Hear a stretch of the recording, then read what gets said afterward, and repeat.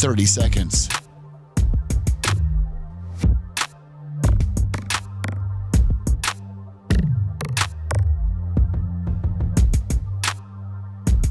The show will start in 15 seconds, and this is your last audible warning.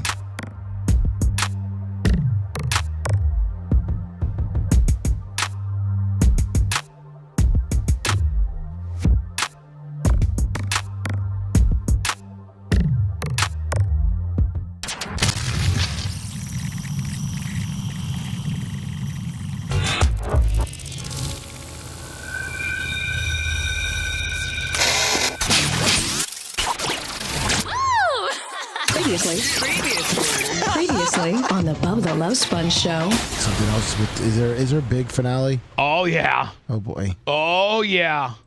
I can't wait. I'm about to watch it tonight. I won't give it up. Thank you. But you're gonna cry. I can't. Oh boy.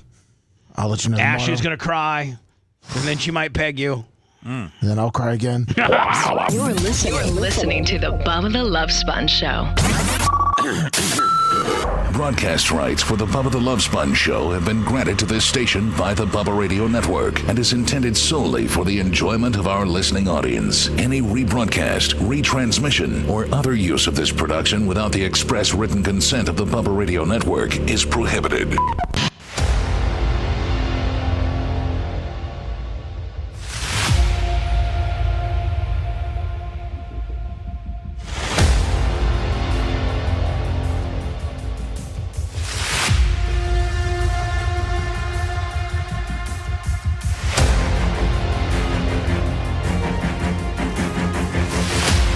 We are live. Hold on.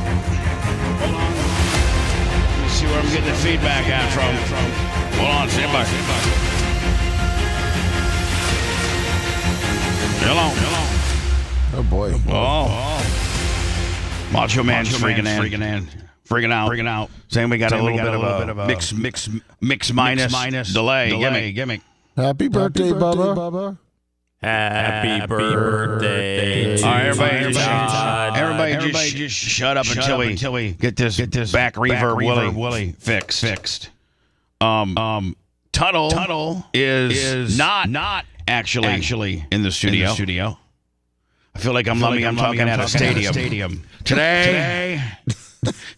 What was that? Infamous. Lou Gehrig. Today. I wish I knew it by heart. Tuttle, do you know it? Today? No, I do not, unfortunately. I consider myself All right, the luckiest man alive. I don't know the rest. Too bad you couldn't Google me the Lou Gehrig. That's what I'm doing right now. Was it Ted Williams or was it Lou Gehrig? It was Lou Gehrig. Mach, do you know what's wrong? Yeah, make sure he's not on audition. The couch mic. Make sure the couch. Oh, that's it. Hold on, here we go. There we go. No, couch mic. No audition. No mono. No. Yeah, I have them. I'm not. Do you think it could be on Todd's end? Yeah. T-shirt will $20. Thank you. I gotta tell you, if we didn't have this reverb Willie gimmick, it would look just like Tuttle was here. Yeah, he does look like he's here. Damn, you look good, Tuttle. Is it really me? Because I'm not sending anything back to you except my microphone. And what you're sending me is not reverbing. Only we are reverbing. All right. So Macho's working on it feverishly. I was so I didn't get any sleep because I was so worried, and now I'm like getting. Now you're freaked out. out. Yeah, because I'm thinking it's my fault. Well, I don't think it's your fault. I think it's our fault, and I think we'll figure it out. Got all kinds of buttons to push, and you know. If you turn Tuttle down, would we be normal? Turn him down as far as if you turn him off. Yeah. Oh, let's see. Yeah. Hold on. Yeah. Check one. So Tuttle. There you go. I turned Tuttle's mic off, and it stopped. So it's great, Seth. Great observation and analyzation. Only a true pro would. I have more experience in this industry than you do, and I wasn't able to run through the various scenarios, and you nailed it. Well, buddy. you know what? Thank you. No one knows an audio. God damn, Seth. Chain like myself. Good job, Seth. Thank you. Thank you. So there. You know how I did it? Can I tell you guys? But Well, I was like, what is different today than all other days? Tuttle's pot being We've up. got somebody that's remote. It Right. could be that. And then boom, right there. I was just scrambling around, hoping that Mach would hit a little button and it would go away. But it's not. So I got Tuttle back up. And that's and Macho probably has a general idea of what it is. And he's back there scrambling around. We don't really know though. We don't know what's going back there with Macho Man. Macho could be so mad that he's just sitting there, pumped up, pissed, not knowing what to do, knowing that it's our end. No, it's definitely his end. He's working on it. Oh, he's working on it. But what he sends us. Because he's monitoring our feed, so our feed's looping back to us on the same bus. Oh, on the same. So you're monitoring our feed, and our feed, you're sending back our feed through your roadcaster. Tuttle. That's what's happening. And I was all ready for the Tuttle Sut. I was all ready for the Tuttle Sut. By the way, I don't want a bunch of phone calls of people calling me up, telling me happy birthday. Today's my birthday. And what if they say happy birthday, but they give you your favorite Bubba memory? You know, why don't you do all happy birthdays can go through PayPal, Venmo, and Cash App. All happy. I just turned Tuttle off until he's scrambled around. Neil Mountain Brazier, $50. Bubba Army Funds. BubbaArmyTips.com, set up by the great Patrick Melton. That is direct. That's a direct, like shooting heroin direct into your vein. We get the most percentage and the most money from BubbaArmyTips.com. Yes. You want to set up an account there. But if you're just old school and you got a Venmo, PayPal, or Cash App, you obviously are on Venmo, PayPal, or Cash App. Our destination is at the Bubba Army. And let me that's how you can pay your. By the way, I've already received, of course, the first person 9:30 last night. He knew I was in bed. John Costica. Nope. $10,000. No, I wish. The great Larry Plummer. Nice. Almost made me cry. I woke up this morning and he's like, I know you were sleeping when I recorded this. It's 9:32 here in Warsaw. I love you. You've been my best friend since 1970.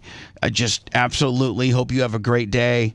And I love you. And guess, oddly enough, Greg and Amy were my first people this morning to text me. Not everybody has my personal cell. So, you can't be held accountable for that if you didn't text me. But guess who just texted me at 6:07? Howard Stern. Deion Sanders. Nope. Tony Stewart. Nope. Pete Rose. Nope. Bill Maher. Nope. Ron DeSantis. No, somebody you know so very well. Dan Diaco. Doctor. Nope. Drew Garabo. No. Your mother. Oh, shit. Elise Kushner. Love her. Happy birthday. Happy birthday. Have a wonderful day, my friend. Love you, Elise. I can't even get into what my family did. What do you mean? What do you mean you can't get into what your family did? I can't even get into what my family did yesterday. Tuttle, I'm keeping you off until every once in a while I'll go back and just check and see if we're still reverbing. Are you okay, Tuttle? I know you got to be freaking out right now. Tuttle, are you okay? No, I'm kind of freaking out, everybody. I'm kind of losing it right now. T-shirt will. $20. Thank you. Hey, Bubba. So hold on, there it is. Hold on, whatever he just did. Hello. Oh. Tuttle, are you just pulling wires out and plugging them in? I'm just trying to find the mix minus where I'm not sending you stuff back. I know, lover. So we're gonna keep you off. Okay. You keep working on your plugs. Thank you. Okay, no problem. Seth, what did your mother? I mean, what did your? I can't. It's one of your famous things where you go, I probably shouldn't talk about this. I can't really be doing this. It's just my family is. They are one stiff group of people, man. They are. Tuttle thinks he has it. Tuttle, you there? Is that better? Oh yes, there it is. What Tuttle? I what had to was go to it? the mix minus on what I'm my monitor. What I'm getting from you, I had to put it on mix minus, so we're good. Oh, you're perfect.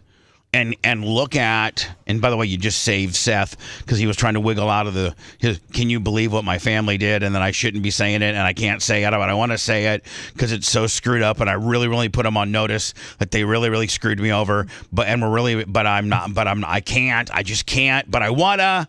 Then Tuttle saved me, fix the wire, and you did. I apologize about that, Bubba. That's fine. At least you know. I got to tell you, who took the picture? Mach did. So you literally look like you're in the studio. Yeah. Does it? I mean, what we can do next time is that I can do animation. This opens up the door to a lot of things, and there's no. Now that we got the the Lou Gehrig today, now we got the Lou Gehrig. Now that we got the Lou Gehrig gimmick fixed, you look great. Your lighting's great. Your background looks like you're actually in the studio. There's no lag time. You look great, bud. Awesome. Thank you so much, Bubba. Happy birthday, by the way. Thank you. We won't sing for you. Yeah. No. Dr. Remulac, $100 on the birthday gimmick. on the Venmo. If it comes with the birthday gimmick, let me put a birthday gimmick in there, okay? I can sing happy birthday to you in Hebrew. Yom Haledik Sameach. All right. Yom Please do. Haledik Sameach. Yom Haledik Sameach. Sponjo. Yom Haledik Sameach. Yodeleda Masemach. Yodeleda Masemach. Is that close? Yeah. So I'll just Yodeleda Masemach. Yodeleda Masemach. So, like, for instance, one of the cards that I got some cards to go through. One of the cards I got, I could probably sing that song to him on January, I think 12th is his birthday, and it would be relative, and that would be Howard Stern, a Jewish man. I could say, Howard, Yamalei Avaseach, Yamalei Avanseach. Did I lose it? No, you got no. I'm excited. I was just picturing him with his mouth open. Just I would have so, you like next January. I'm going to have you like really, really. We'll spend like a little bit of time for you making me practice, so because you put like a at the end of it. Yeah, I don't have that. I'd be surprised if Howard knew what was happening if you started singing that to him. Do it one more time so I can hear it. Dude, I want to hear TGI Fridays where I just keep coming out and singing happy birthday. I just want to hear. I just want to hear if I can emulate it again. Let's go, Seth. Just one line of it. 1, 2, 3, 4. Yom Haledik Sameach. Okay, yeah. Yom Haledik Sameach. Yom Haledik Sameach. Sponjo. Yom Haledik Sameach. Yom Haledik Sameach. Lola Meda Sameach. Lola Meda Sameach. Howard Stern. Yola Meda Sameach. Dude, we don't even need to practice. Just send that right now. Yeah, let me. All right, cutting it up. Let me see. I gotta. Oh, I think this is Chuck and Leslie for 20 and hierarchy for $1.50 on the PayPal. It's gonna be. It's gonna be $100. Happy birthday, Bubba. It's gonna be a big day today. So Tuttle is remote, and this opens up the. And by the way, Macho Man, you're such an unsung hero around here. You don't have the help that you used to because Rhett used to help you on some stuff, and so you're a lone soldier. You get things done. I mean, our show looks and sounds as good as it ever has. I don't tell you enough how much I appreciate you, and I know that you worked with Tuttle and you got this thing dialed in. It looks great. And so, Macho Man, I just wanted to personally thank you for all that you do for us. It's just it's so refreshing to have a guy in that position that, one's not robbing me blind, and two, actually has a positive attitude and gets things done. I'm so appreciative of you, my friend. Thank you. That means a lot. Appreciate I'm it. so thankful for you. Would you say he's Employee of the Month? I would say he's one of my more valuable employers. I mean, here's the thing. You, Lummy, Seth, Lummy, and Macho Man, you guys are all like employee number one. All right. Like you guys, every one of you I couldn't do without. I really couldn't do. I mean, our show would suffer tremendously if any one of you three would go. Ooh, I'm sending this to my agent right now. Exact. Who's Sammy? By the way, your Asian is your 8-year-old. You're damn right. Is Sammy still 7 or she Yeah, turned she's 8? still 7. Okay. Hello. You're on the air. By the way, 813-90 Bubba. I don't want a bunch of birthday wishes. It just really clutters up the air. Happy birthday to you. Who is this? It's Stephen Coco. Good morning, Bubba. Happy birthday. Okay. Well, thank you. That's all you need to do. Just it's yippee-yo and then happy birthday. Thank you, my friend. Trick Knee, $20. Happy birthday, Bubba, and happy birthday, Trick Knee. Thank you, Trickest of Knee. It's her birthday, too. birthday? It's Trick Yeah. Knee. Today is Trick Knee's birthday? I'm pretty sure. For real? So you got Bubba the Love Sponge. Let you call up and wish her a happy birthday. So you got Bubba the Love Sponge. You got the Trickest of Knees. You got William Shakespeare. And you got John Cena. Those are your birthdays for today. Yeah. It is her birthday. Yes, it is her birthday. Happy birthday. Happy birthday. Yeah, I can't. I forgot the Jewish portion of it all. So, Tuttle, somebody, I was told that, by the way, Tuttle, Yes. I have to thank Kristen because after her testimonial, we blew out like 50 bottles of Alpha Volume 25 to the point where we're probably going to sell out here. I'm going to set maybe 10 back for LM Close. Oh, great. just to have. And I'm only going to charge him I'll give him a pretty good profit, Like, I'm not going to charge him what I retail it for. I'll give him some wiggle room to make, $5 to $8 on the deal. You know what I'm saying? Yeah, that'd be good for Lummy, Alpha did you see 26. that on Venmo? My girl from Warsaw, Indiana? Did she come in, Julie? What did Julie Caldwell, $100. Yeah. God. Happy birthday. I wish I could see. I wish one of these times when I go to Warsaw, we could get together. And by the way, she's very attractive. Ooh. Very. Iggy McGillicuddy, Famer, $20. Happy birthday, Sponjo. Thank you. Trick Knee. So, Tuttle, thank you, Julie. After you, Kristen's little review of Volume 20, Bubba Army Alpha. Michael Rucker, 25. Happy birthday, Bubba. Thank you, buddy. We blew it out, and now it's turned into kind of a unisex deal. I got an email. It says, from a girl named Stephanie. By the way, you can email the show. It's show at BubbaArmyHQ.com. Am I right, Lemmy? Yes. You can always email your favorite personality, too, because when you do email show at the address Bubba just gave you, it does email every single person on the staff. Yeah, so if you want something for Seth, yeah, it does. So... For real? Yeah. When a website's down or somebody's let me ask you a mad. question. I wonder if we could get a hold of Mike Rowe and we could say, could we have specific emails like Seth at Bubba Army We do. HQ? No, we do, Bubba. We do. I just get all the show ones week, which is fine because they sent that to the show. Okay. And I know you don't always see them, so I just forward them to you. All but right. I just think it's funny some of the emails that people think they're just sending you that go to about 11 different people. Yeah, fine. I mean, I have nothing, whatever. No, I know. Yeah, like Seth has his own email. All right, so... Yeah, Seth at Bubba Army Seth- HQ. Send your hate there. Yeah, if you want, or send your, leftover, Henry Aaron rookie cards. Grouper Lips, $20. Happy birthday, Bubba. Thank you, group. Can Appreciate I you. can I get an email? Yeah, sure you I can. mean, Tuttle, I would love. Yeah. Tuttle at Bubba Army HQ. Yeah, I would That love way, one. I don't think there's if there's some women out there or some whatever, if there's It's some for people out there business. that if people want to specifically mark out to you and not let everybody else see what they're saying to you, Well, what I if could some use it all- what if some woman was like, "Hey Seth, I want You want to email dirty pictures to me like this is 1999 AOL chat room? sure." Oh, all right. Well, Anyway, go ahead. Looking forward to reading those later. Kristen's testimonial, along with now Stephanie's, should show you, which I don't, you know what, we're probably going to end up blowing out the rest of the Volume 25s because now women are going to buy it. I just wanted to tell you how much I love Alpha Volume 25. I don't have a man in my life at the moment, but after hearing Kristen's review of it, I just had to order it. It's very light and refreshing and definitely unisex. I wear a lot of different perfumes and get lots of different compliments, and this one was no different. My coworkers thought it smelled really good, fresh and clean. Loved the show. Stephanie. Thank you, Stephanie. So that's awesome. So, that came from Kristen's review.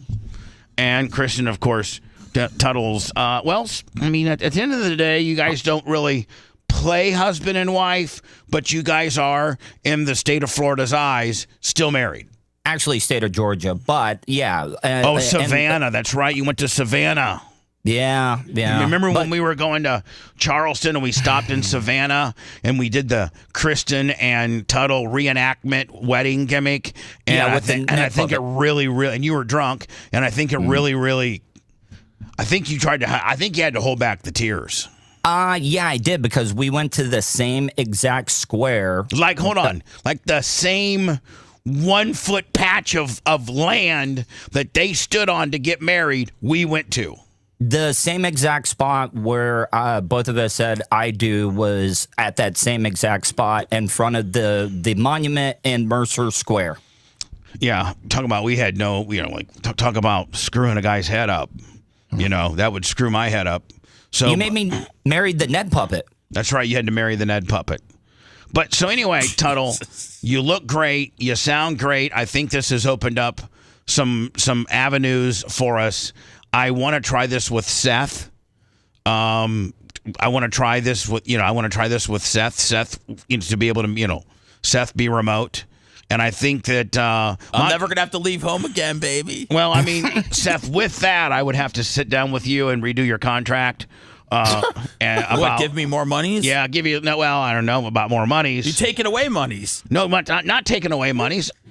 Are you looking to extend the monies? Yeah, whatever. Seth, think about it. I'm looking just like saying, maybe in a year, allowing you to do a couple shows a week from home.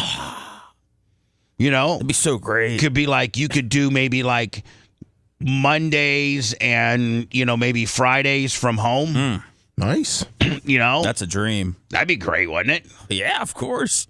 How much more sleep would you get if you literally had your clothes laid out and everything, and you could just literally wake up, stumble downstairs and to your office and you got everything preset? You probably get another 45 minutes to an hour sleep.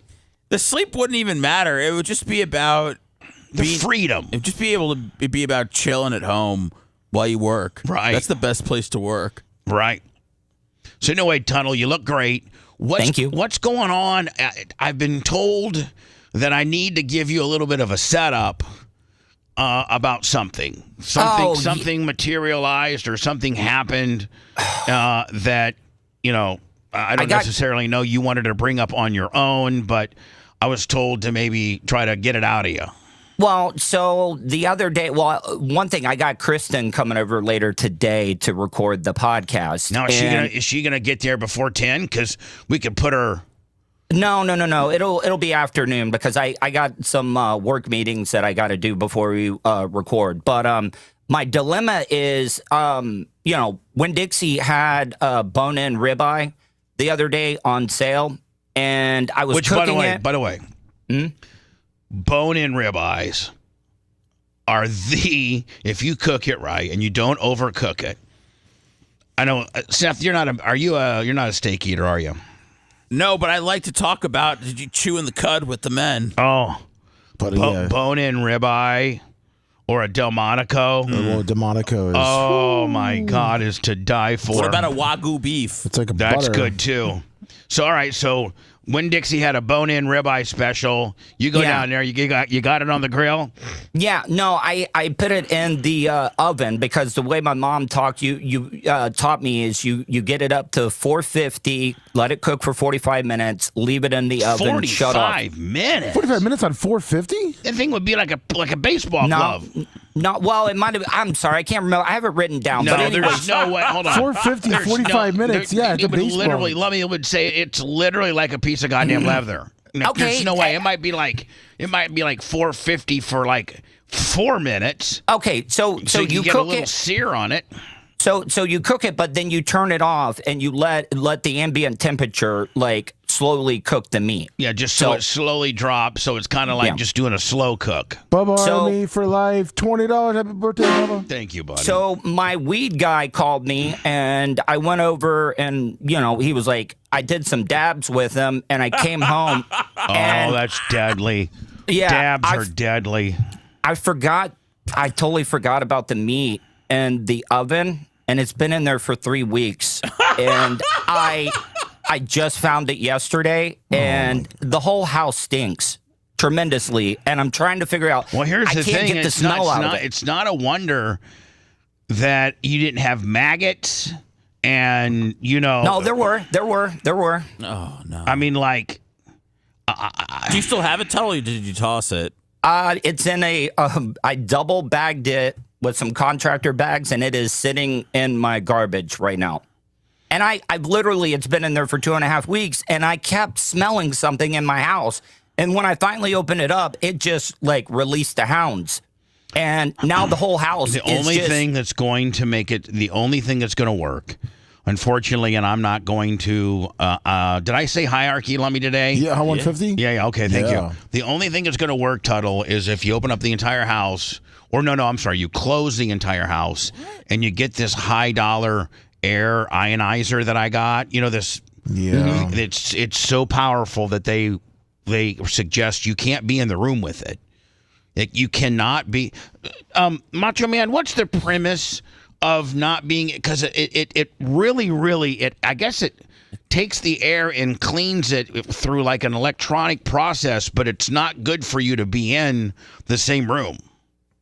I don't know what. It converts to ozone. I think it's O3, so you can't breathe it. Yeah. So it smells. It's a horrible smell. It has a real acidy kind of thing. But I'll tell you. You don't think that Tuttle just opening up some windows? No, you can't, because I had to report my last guy that stayed there because he smoked a little bit of weed and IDs. You're talking about your Airbnb? Yeah, I've reported my first guy, but hold on, hold on.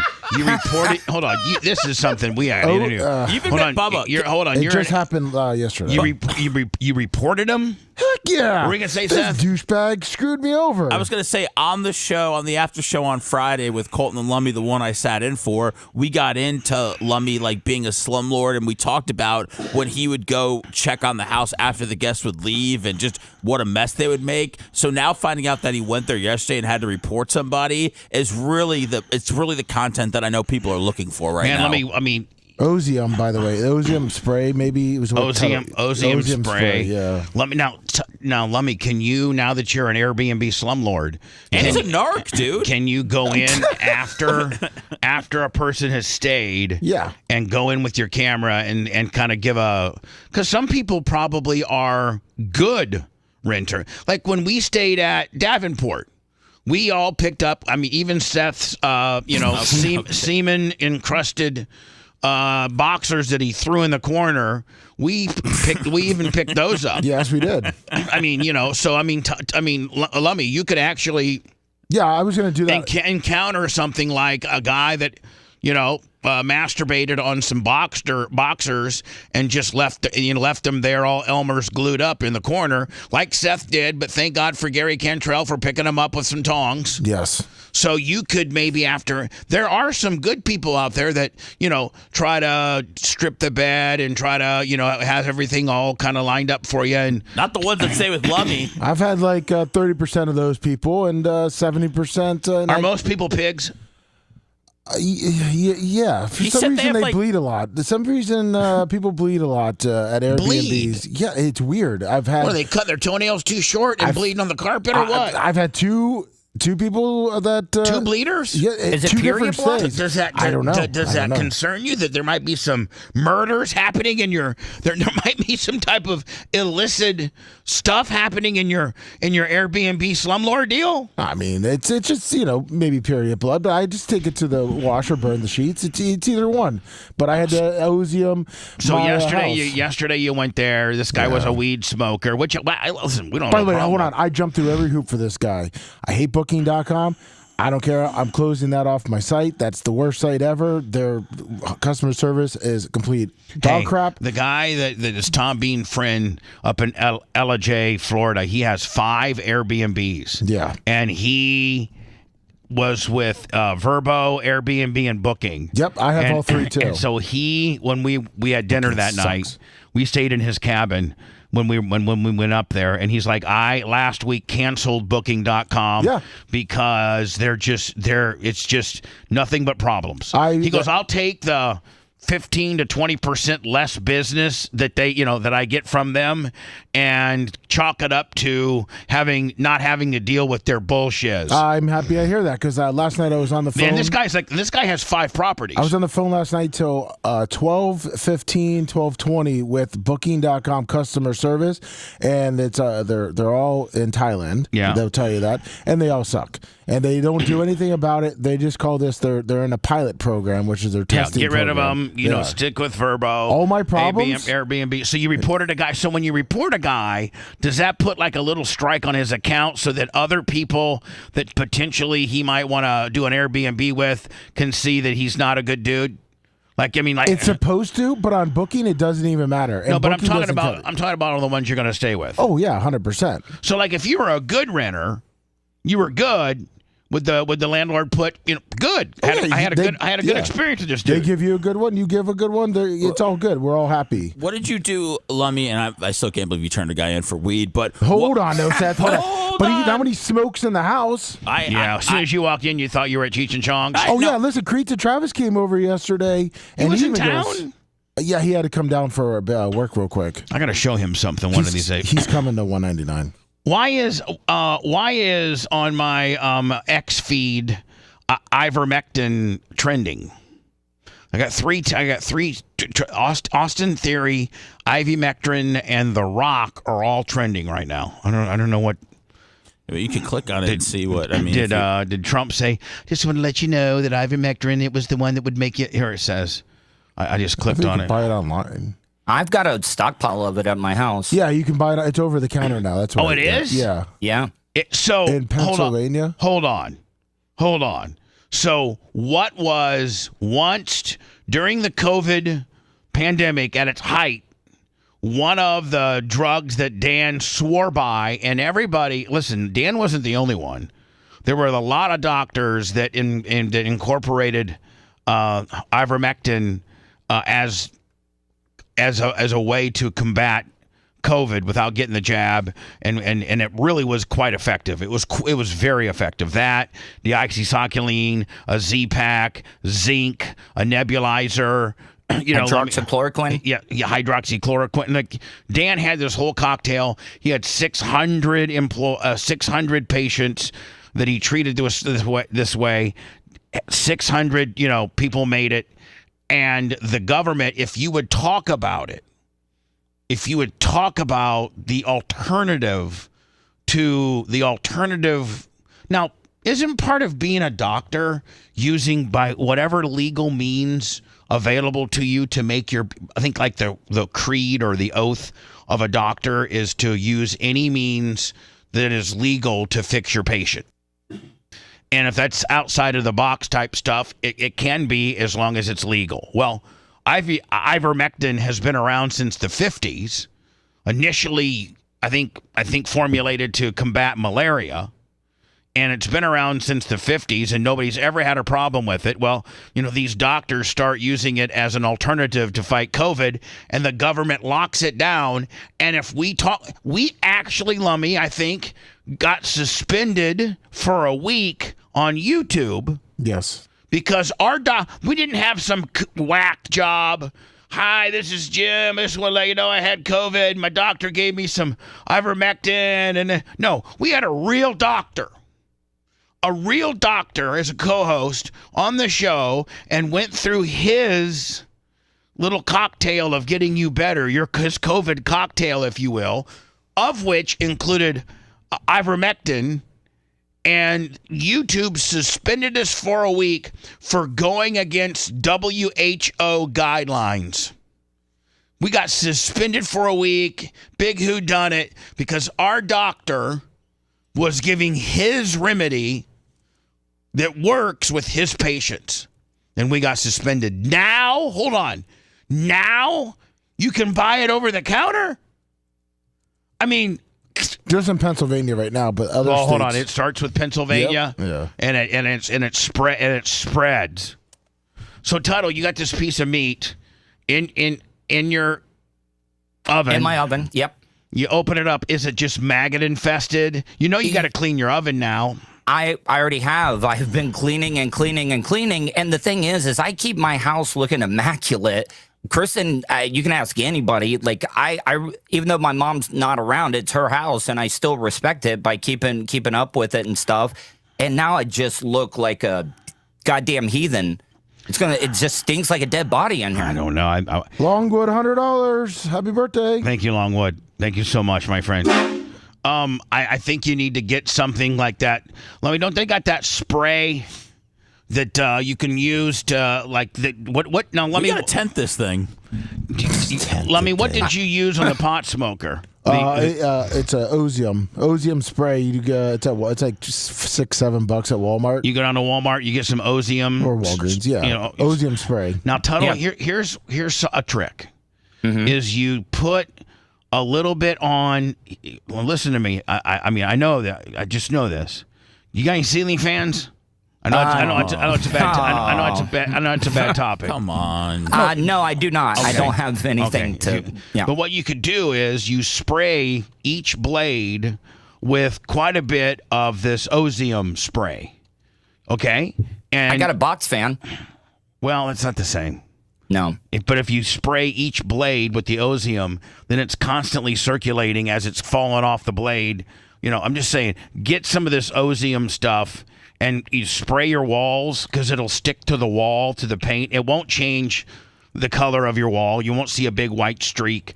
And, spray the ceiling over by the stove. If you spray a spray just in the air, then it just goes down and lands on the carpet. It really doesn't do much. But if you spray a spray on a wall or something, then it will stick to it. And it will it'll last, it'll work better. Do you know what I'm saying? Yeah, I mean, I don't usually do dabs, you think you need a new oven?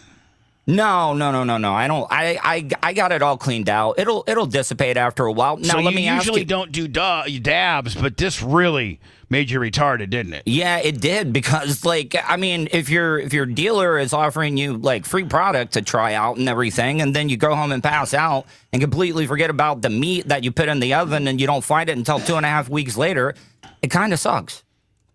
Stinks. So you've already put it in the garbage. Yeah, but should I try to burn the smell out of the oven, or will that just make it smell more? Now, does your oven have a self-cleaning feature? No. It doesn't have a self-cleaning feature. No, old style oven. All right, because newer ovens have a cleaning feature, and what it really is it just gets so hot that it bakes all the stuff off.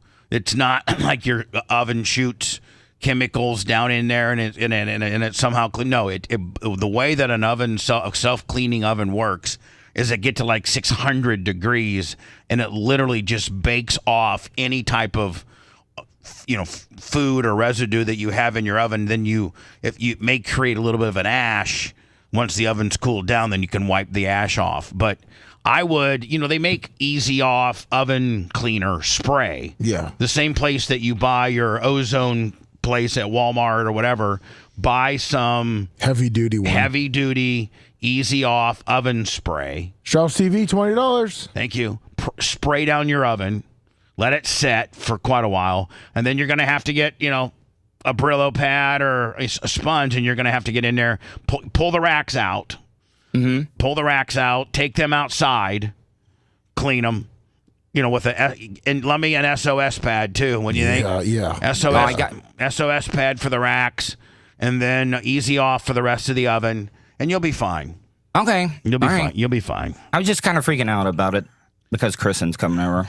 Oh, is it? What time is she coming over? Like noon. You got any Lysol? You got anything there at all? Yeah, I got about 6 candles burning in the. She probably won't be able to smell it. And here's the deal. What about a Glade plug-in in every outlet? Yeah. Yeah, probably do that too. Here's the deal. I know she's coming. She's your wife, and it was a simple because it leads to the dabs. You don't want her You don't want her to know that you're dabbing. No, I mean not necessarily. That's a little bit of a degen, You're trying to get her back, and you're over there, your weed dealer, dabbing. It's an efficient way to get high. But I don't drink anymore. I don't do pills. I mean, Listen, you don't hear me saying that dabbing's a bad thing. I'm just saying that she could potentially think that's a little bit of a relapse. You know what I'm saying? no, I mean, like, you got so effed up that now you're in this conundrum. This, I have maggots on my meat, conundrum. So, Yeah. She may think that, wow, I thought he had his act together a little bit more than that. I don't know that I would tell her the story. I don't know. No, I'm not. I think and instead I would tell her the story, but I would leave out the dabs. I would say that you got distracted from work, or Bubba so called. busy. Macho Man Bubba called, and they wanted to do a dry run on the feed, which took about 30 minutes, 40 minutes for me to get all this set up. So I completely forgot about my steak until 3 days later. Just substitute the dabs for something that's not so illicit. Or just responsible. I've been working so hard, I just fell asleep. No. Use that we had to do a dry run through because Okay. Macho Man called me. He wanted to do a dry run through because Bubba loves everything perfect, and we did. And then I completely just forgot. Next thing I know, 3 days later, I got maggot steak. But I think I got everything out. I think I'm good. You want me to take a picture of the steak? I can pull it out of the bags. No, I don't want to see. Nobody cares to see that. Okay. Nobody cares to see that, Tuttle. Jake on the $5. Happy birthday, Bubba. So Lummy, I talked to. Do we still have to finish Lummy's story? Yeah, we do. All right, I just didn't know if we were. I didn't want to forget about it, but we get whenever. Yeah, Lummy, let's finish out your story. So now, Well, I'll be quick on it. Well, no, you don't have to be quick. So you're a big time, Airbnb. You got slumlord. Yeah, well, you bought a rental property years ago when you got it right. Yes. And it's in Seminole Heights. Yeah. Which is downtown Tampa. Yeah. And it's in a sketchy area that's getting better. Yes. As contractors are coming in and knocking and buying these ghetto ass houses. It's called gentrification. Yeah, and building. What's it called? Townhomes. It's called gentrification. And they're building these. So big they're townhomes. kicking out, African Americans and putting in high-rise, condos for rich white people. Yeah, that's correct. That's about what they're doing. Yes, they are. And they can completely turn. They can almost 90-degree a bad neighborhood. My neighborhood has already flipped over. I think when I moved in, it was 70-30 African American or black, like LH likes to call it, to white. Now it's I think 60-40 or 55. So it's yeah. And Lummy buys this fixer upper, and he's been fixing it up for years. Now there was a 1 or 2 year hiatus when he had Blitz in there. Yeah. And Blitz was Lummy gave it to him for virtually half price. And the things that let's not get into that. He wouldn't even let Lummy in the house. Well, he didn't want Lummy to see all of his stuff that he had stolen. Oh, his canoes. Yeah, his canoes and all this kind of stuff. So there was a break in service. You finally got him out. Yeah. Then you had to do some more, in order to get your CO from the city and all that kind of deal. And you finally got it. And so how long has your property been on the Airbnb Verbo market? Month. It's going on 2 months. 2 months. Yeah. Now, does it look like it's going to be profitable? Yeah, if I can get a lot of the weekdays booked, it will be. The weekends are good to go, so that's breaking even. Like when you have, like, do like hockey games and football games and things like that help with traffic due to the fact that it's fairly centrally located in downtown, not that far from Ray J. Yeah, and concerts. Yep. So that probably all helps, right? Yes. What would cost probably $300, $400, $500 for a downtown hotel? Probably what are you going for? $150, $200 a night? For during the week, yeah, 200. 200 a plus night. the cleaning fee, yeah. Yeah. What's the cleaning fee again? It's 150. It's $150? Yeah. Do you have air conditioning limits like we did in Davenport? Like they can only turn it down so low? I asked him not to turn it. I asked him not to turn it below 70. But let me listen, man. The guy that we stayed when me and Tom Bean stayed in LJ at Brad's place, who has 5. He actually has his thermostat, man. You can crank it to 50, but it only goes to 72. Oh, I got that. Yeah, that's what Creaton was doing yesterday. Yeah, he's got, and he can control it from his phone. Yeah, me too. Yeah, so like if Bubba Clem whirls up in there and he jacks it down to 62, I may think I'm running 62, but I'm only running 72. That's right. Because, people will just, Well, this douchebag that... so let's talk about this problem, your latest renter. Now, is this guy the worst one so far? Not on cleanliness except for the weed smoking thing. All right, so he decides to light it up right there in the house. I guess so, yeah. And did he leave the like weed residue and everything all over the place? Well, the more I'm finding out, like when I walked in, I started smelling something. I was in a rush to kind of like get my stuff done. He left some windows open. He left the air on. He left the man. What a dick! The lights on. What a dick, man! This is the problem I have with him. Is he told me his flight came in early and he needed a place to stay, and his Airbnb that he was getting was only going to let him book at 3, and he was asking if he could book me or come at 9 a.m. Well, I had it all clean, ready to go, so I said, I have an insurance inspector coming today, but if that's not a big deal, then you can check in at 9 a.m. I don't want to leave you stranded at the airport. And you then adjust the door code with your phone? Correct. I gave him a door code so he could get in, and he said, don't worry about sending the inspector. The inspector was there for 15 minutes. All right. So not a big deal. Left him alone. Then he asked me for a late checkout at 12 o'clock. I told him. So he gets a 9 a.m. check-in. Yeah. When I think check-ins are supposed to be like at 3. 3 o'clock, yeah. And then he gets a late checkout, which I think checkouts are supposed to be like 11 or noon. I put it at 10. 10. Yeah. Okay. So what's his checkout? 12 o'clock. All right, so he gets a late checkout, early check-in. He said he was going to make sure the sheets were properly done, follow the rules. Right. Take his trash out. Sure. Right. Complete dick. Yeah. So I pretty much walked in, smelled like obviously weed. Now I wonder within the app if you could say, okay, cleaning fee $150, but adjustable, meaning like if you're really, really a good, you can adjust the cleaning fee based on $150 is the top end. Lummi said that's how much it costs, $150 to clean the house. Yeah, unfortunately, that's what the cleaners charge. Oh, because they clean the whole house. Now, has there been all new businesses start up of just people that own Airbnb or Vrbo cleaning services? Yes, yeah, that's what this guy I use. Oh, that's all he does. Do they really do a good job? Oh yeah, they clean the whole entire house. Okay, every single time.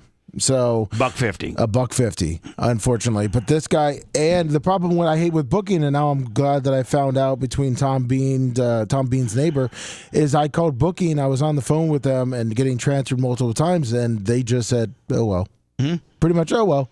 My guy was the same. The guy I talked to in Georgia, who again has 4 or 5 properties, he's like, "Listen, I may lose 15%."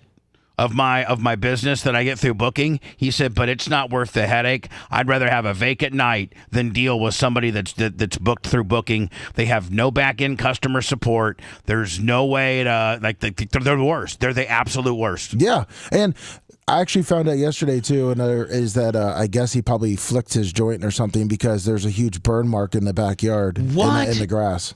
Yeah. That just put the topping on the cake. That's why I had to report him too. That's nothing, man. A burn mark on the grass burn mark on the grass, Tuttle. How big are we talking about? It didn't light up your whole lawn, did it? It probably was 5 feet by 5 feet. No, no way. Yes. Hold on. Plus the whole weed smelled Hold on. The whole house smelled like weed. Let's also remember now. That guy was smoking some fireworks.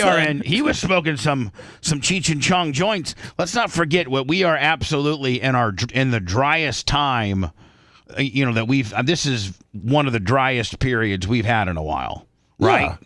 So so do you think he flipped his lit joint on the grass and it kind of started a mini brush fire? It might have. I don't know. I mean, listen, if you're saying 5, how else do you burn 5 foot of grass I'm just asking for a friend. I don't know. Because it's dead. But that's not even the biggest. The thing is that I bent over backwards for this guy, and he was supposed to do all these different things. And You he let him didn't in at 9, and then when it's time for him to leave, he wants a late checkout. Leaves the windows open, leaves all the lights on, AC, leaves the fan AC on. on, burns the back. Yeah. Report that son of a bitch. Don't you wish, Lummy, you could have that guy come down and whip his ass? Yeah. Is this a part of owning an Airbnb? I think it is. That you didn't expect, Lummy? Yes. I think it is. Yeah. Because you thought the hard work was getting it ready, right? No, the hard work is dealing with the heathens that you rent to. By the way, Lorraine Byrne, Lummy, on the PayPal. Humanity. Happy birthday, Bubba. I mean, the humanity that has checked in, especially through Booking.com. The one people turned off my sprinkler system. Yeah. Okay, Lummy, listen. Because they were doing prayers in the front yard. I think we've done enough. After they stole all my stuff. Let's just move on. We're running way late right now. It's my birthday. I got my birthday cards to go through. I did talk to Griff. I think it's Griffo. Yes. John Griffo of Fort Walton Beach. He's the market manager up there, Florida Man Radio, and I am looking to do a potential June. I think it might be 14th or 15th, whatever that Saturday is. Honorary Buy Bubba's Bikes for Badges ride for the fallen officer William May, who lost his life in the line of duty. I'm looking to do a Bubba's Bikes for Badges and present his widow with a nice check. So Griffo is trying to line up Emerald City, Harley Davidson, trying to get with the sheriff, trying to get us some hotel rooms so that we can potentially do a memorial ride for the fallen William May, Deputy William May. It means I only have 2 months to find a hog to ride on. Well, that's what they call Harley, right? Yeah, hogs. Yeah. Are we doing a road trip? Again, I'm in the early stages of getting this thing all planned. It's find your own way, Tuttle. So no, the road trips are fun. So I will tell you this, man. The hotel they put us in last time, poor Shannon Burke will be there. We'll get him a bike. Gene, and Shannon will be riding. Lummy. Oh, you ride? Yeah. I'm a hell of a hard. I'm a hell of a No, hard. no, I know. I'm sure. I didn't think about you riding for a second. No. So, can Seth ride, bitch? No. I've tried. Nobody wants me on their back. Nobody wants me in a sidecar. Everybody's so stiff and manly Seth, about I riding. tried to have you with me and you on a scooter. I'll do that. Well, I don't know if you can keep up with a scooter. You mean 2 mopeds? Yeah. Yeah. I could have you guys. You know what? You guys could be at the very back with 2 mopeds. There we go. Because realistically, I don't think we get over 40 miles an hour, and I think that a moped. Let me see if I don't even know if Emerald City Harley has mopeds. We could just walk. All right. Anyway, I'm in the preliminary stages of planning that. I'll get more information probably by next week. Want to listen to the show on demand and on the go? Enlist today at BubbaArmyHQ.com. Sign up and start listening. The Bubba the Love Sponge Show will be back after this.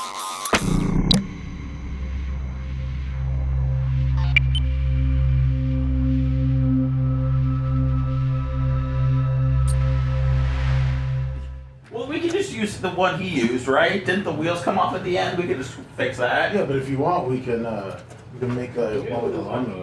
Right? And what about with some extra juice? Yeah. But I'm a Ryobi man.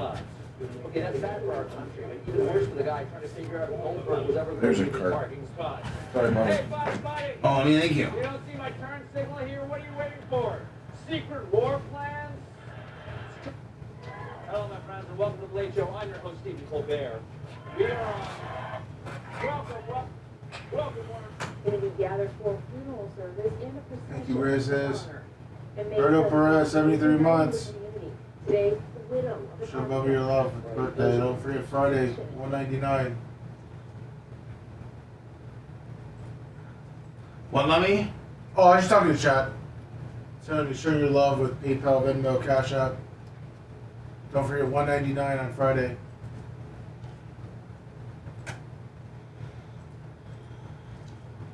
I messed up pretty much. I'm sorry.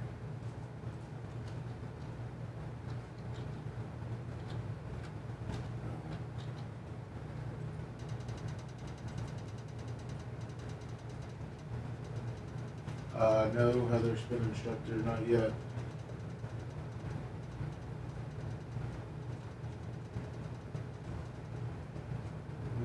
Those seem to go when they're about a month out, from my experience of 2 months. Organic Gene, good morning. Thank you, Julie Bernal.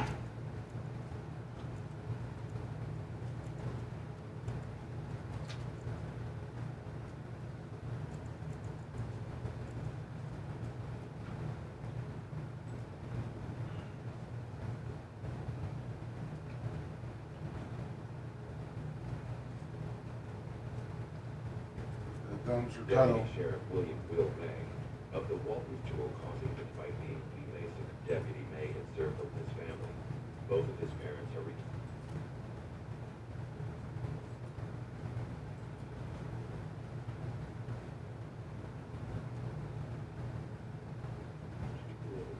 Thank you, John.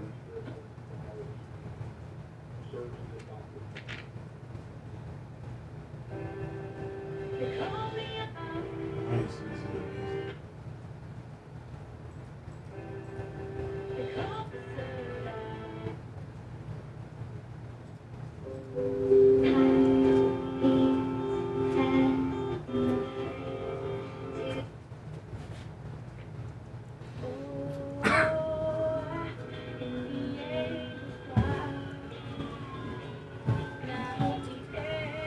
Line. Lummy's new name is I's Gonna Call the Police. I's gonna call the police. Do not smoke joints around Lummy at 199. Weed's cool outside. Not in my Airbnb. You thought weed made a bonfire type burn mark in No, your lawn. I think he was a cigarette smoker too. Because there's cigarettes too out there. Well, you never said that, Lummy, and you painted weed guys as arsonists. Listen, that guy can S my dude. He said he was gonna clean up. Man, Tuttle looks fucking like legit like he's fucking here. We need to give him a Bubba Army windscreen. Then you definitely wouldn't know. I wouldn't know. It looks so good. It looks so fucking good. The quality on the picture.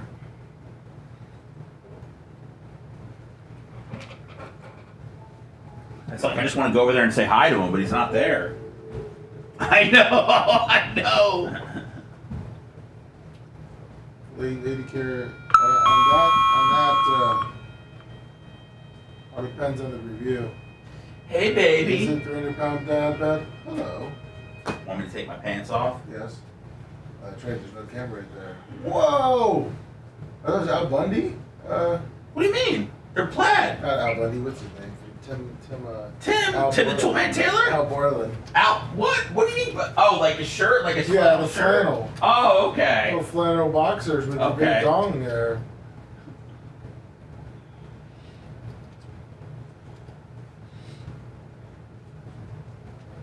Man, I promise, if I had a Shannon Sharp size type dong for a day, I would be very, very nice with it. Would you walk around in those boxers pretty much?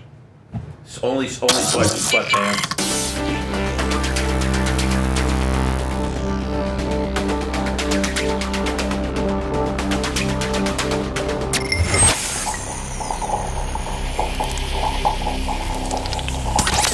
Broadcasting live from the Aquabito studios, aquabito.com/Bubba.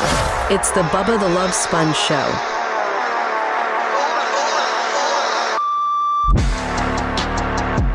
With the ability to pipe Tuttle in, like Tuttle, I would say that I would never come back to the studios ever again.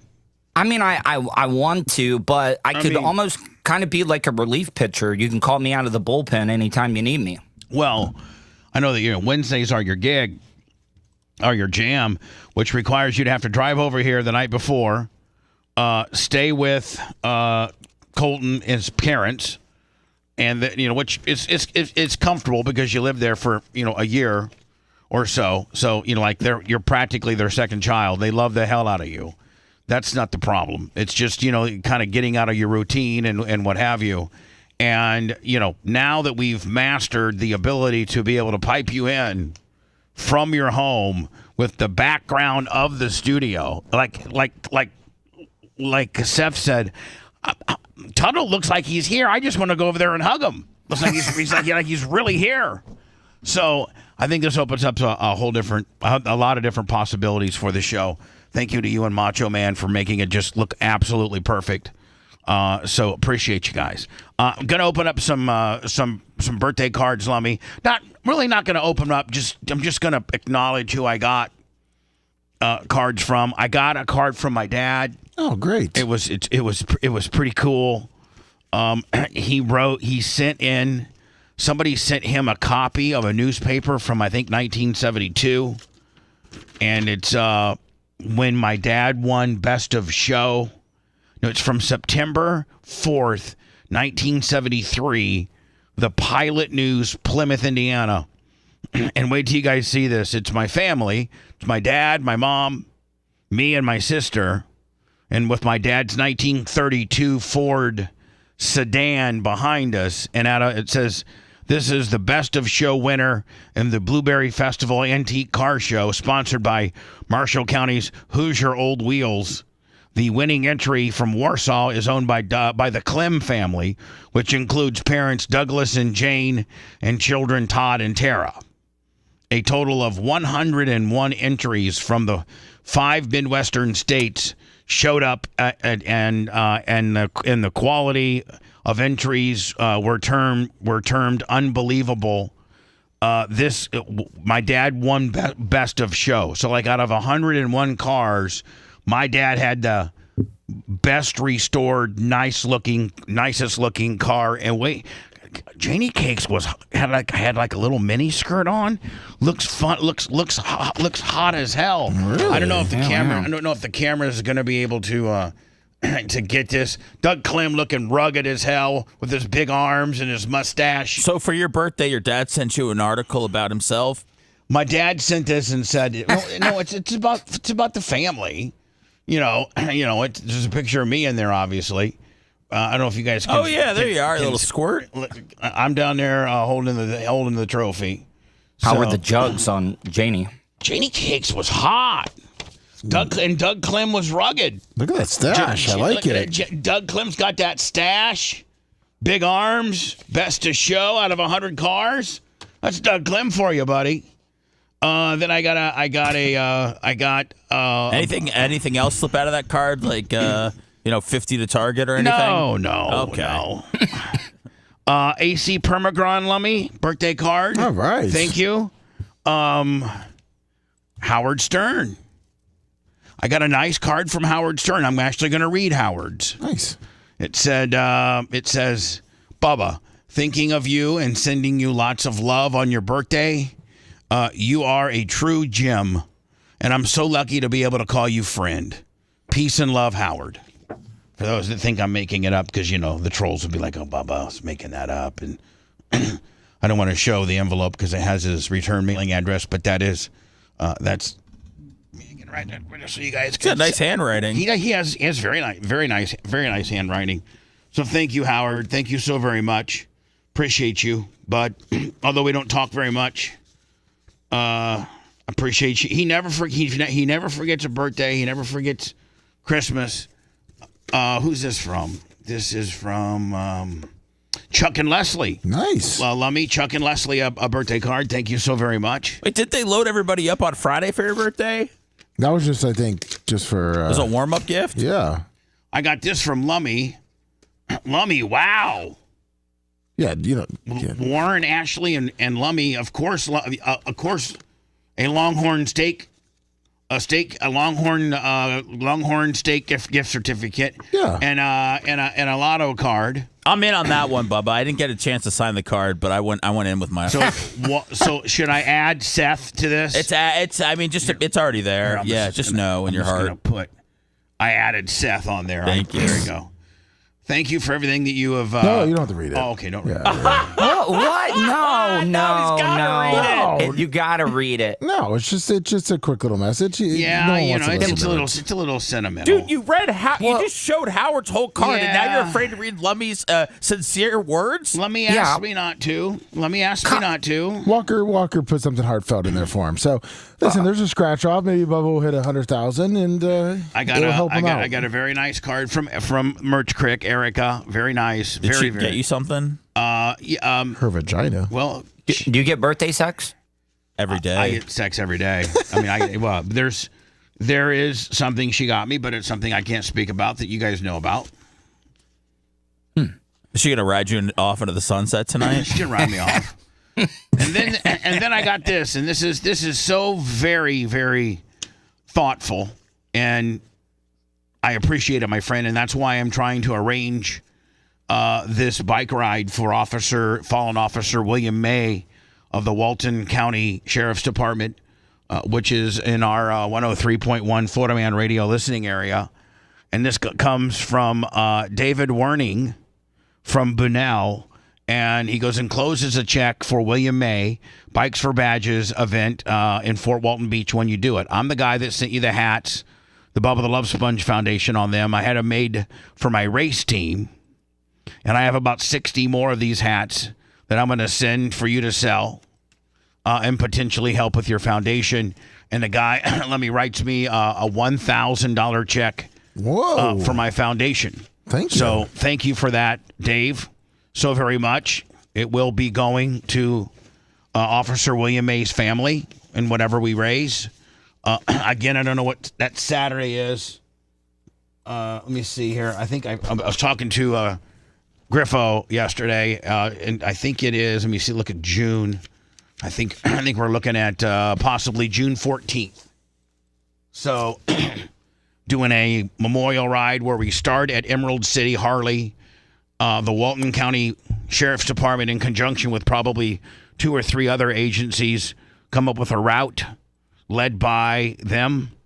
And all of the stoplights, it's a complete route that we don't stop, and it's police led, and we start and stop at Emerald City. We're thinking about charging like $25 per person to get into the ride. That includes, we're going to get with a barbecue place. That includes like some food and a soft drink, along with being able to enter into the ride. All proceeds and then some. Probably, I usually take all proceeds and then match. Oh, great. So I usually get I usually make like $6,000, $5,000, $6,000 on the event. Then I'll take another $5,000 or $6,000 out of my foundation. And that way the widow's getting at least $10,000 to $12,000. And I hand it directly to her. And if being at the event is to Mushroom Mitch Lummy on the PayPal, Venmo, and Cash App. Thank you for the happy birthday gimmicks. I write a check from the foundation and I hand it directly to the widow. And because all too often these agencies will ask you to, make a donation to their foundation and then they'll stipend off. No, I write it right to the widow. The widow gets it. And if she's too overwhelmed by the event because she's still grieving, then I'll give it directly to the sheriff to give to the fallen officer's widow. And quite frankly, I was telling Griffo, there's nobody else in the media reports, these tragedies, but nobody in the media ever gives any money or everybody reports it. It's big news when a police officer gets gunned down in the line of duty, but nobody in the media is writing checks. And you know what? Let me show you something. I've written this many checks. Look at that. Are you holding up fingers? I'm holding up the back of a T-shirt. Okay, there it is. The last one we did was July 28. I'm sorry, the end of watch in memory of Adam Miller, Fort Myers Police Department, and end of watch July 28th, 2018. And if you look at the back of that shirt, that is... Can you see it on me very good? Yeah. Can you Well, see? you got to hold it up a little bit more just so you remember our heroes. So the front part of the shirt will have William May's badge number on it. Go.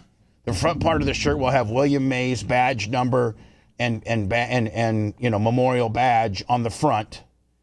And the back part of the shirt has all the officers that have died in the line of duty and that we've raised money for their widows. God, let me see. Trooper Patrick Amber. Let me count these. Okay. Officer Jobber. His name was Officer Adam Jobber Miller. For that's one. Patrick Ambrose. Deputy James Anderson Jr. Sergeant Thomas Batinger. Sergeant Ronnie Brown. Firefighter Michael Braz. That was in the South Carolina area. Deputy Brandon Coates. Officer David Crawford. Officer Arnilo Crispin. Officer David Curtis. Officer Jared Forsythe. Deputy Carl Howell. Officer Jeffrey Kokab.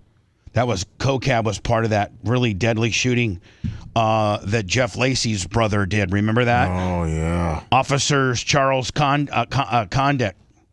Officer Jeffrey Yazowitz. Sergeant Wesley Whitmore. Sergeant Michael Wilson.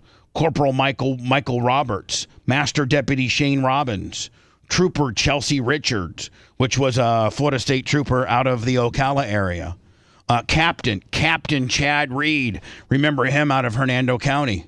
I remember all these guys. Deputy Bill Myers. Dispatcher Deanna Mendoza. So, not only am I taking care of road deputies, but I'm taking care of dispatchers and firefighters as well. Deputy John Mecklenburg. Deputy Joseph Matuzak. Deputy Mark Longway, and Deputy John Kotifa. What is that, Lummy? 27. Then you did the guy in where that jerk of a guy was texting during the and hit the car. You were at the funeral. That was in. Well, yeah, I've attended some funerals. Yeah. You presented a check too. Actually, I got two more to put on there. Yeah. The guy from Polk County. Yeah, that guy.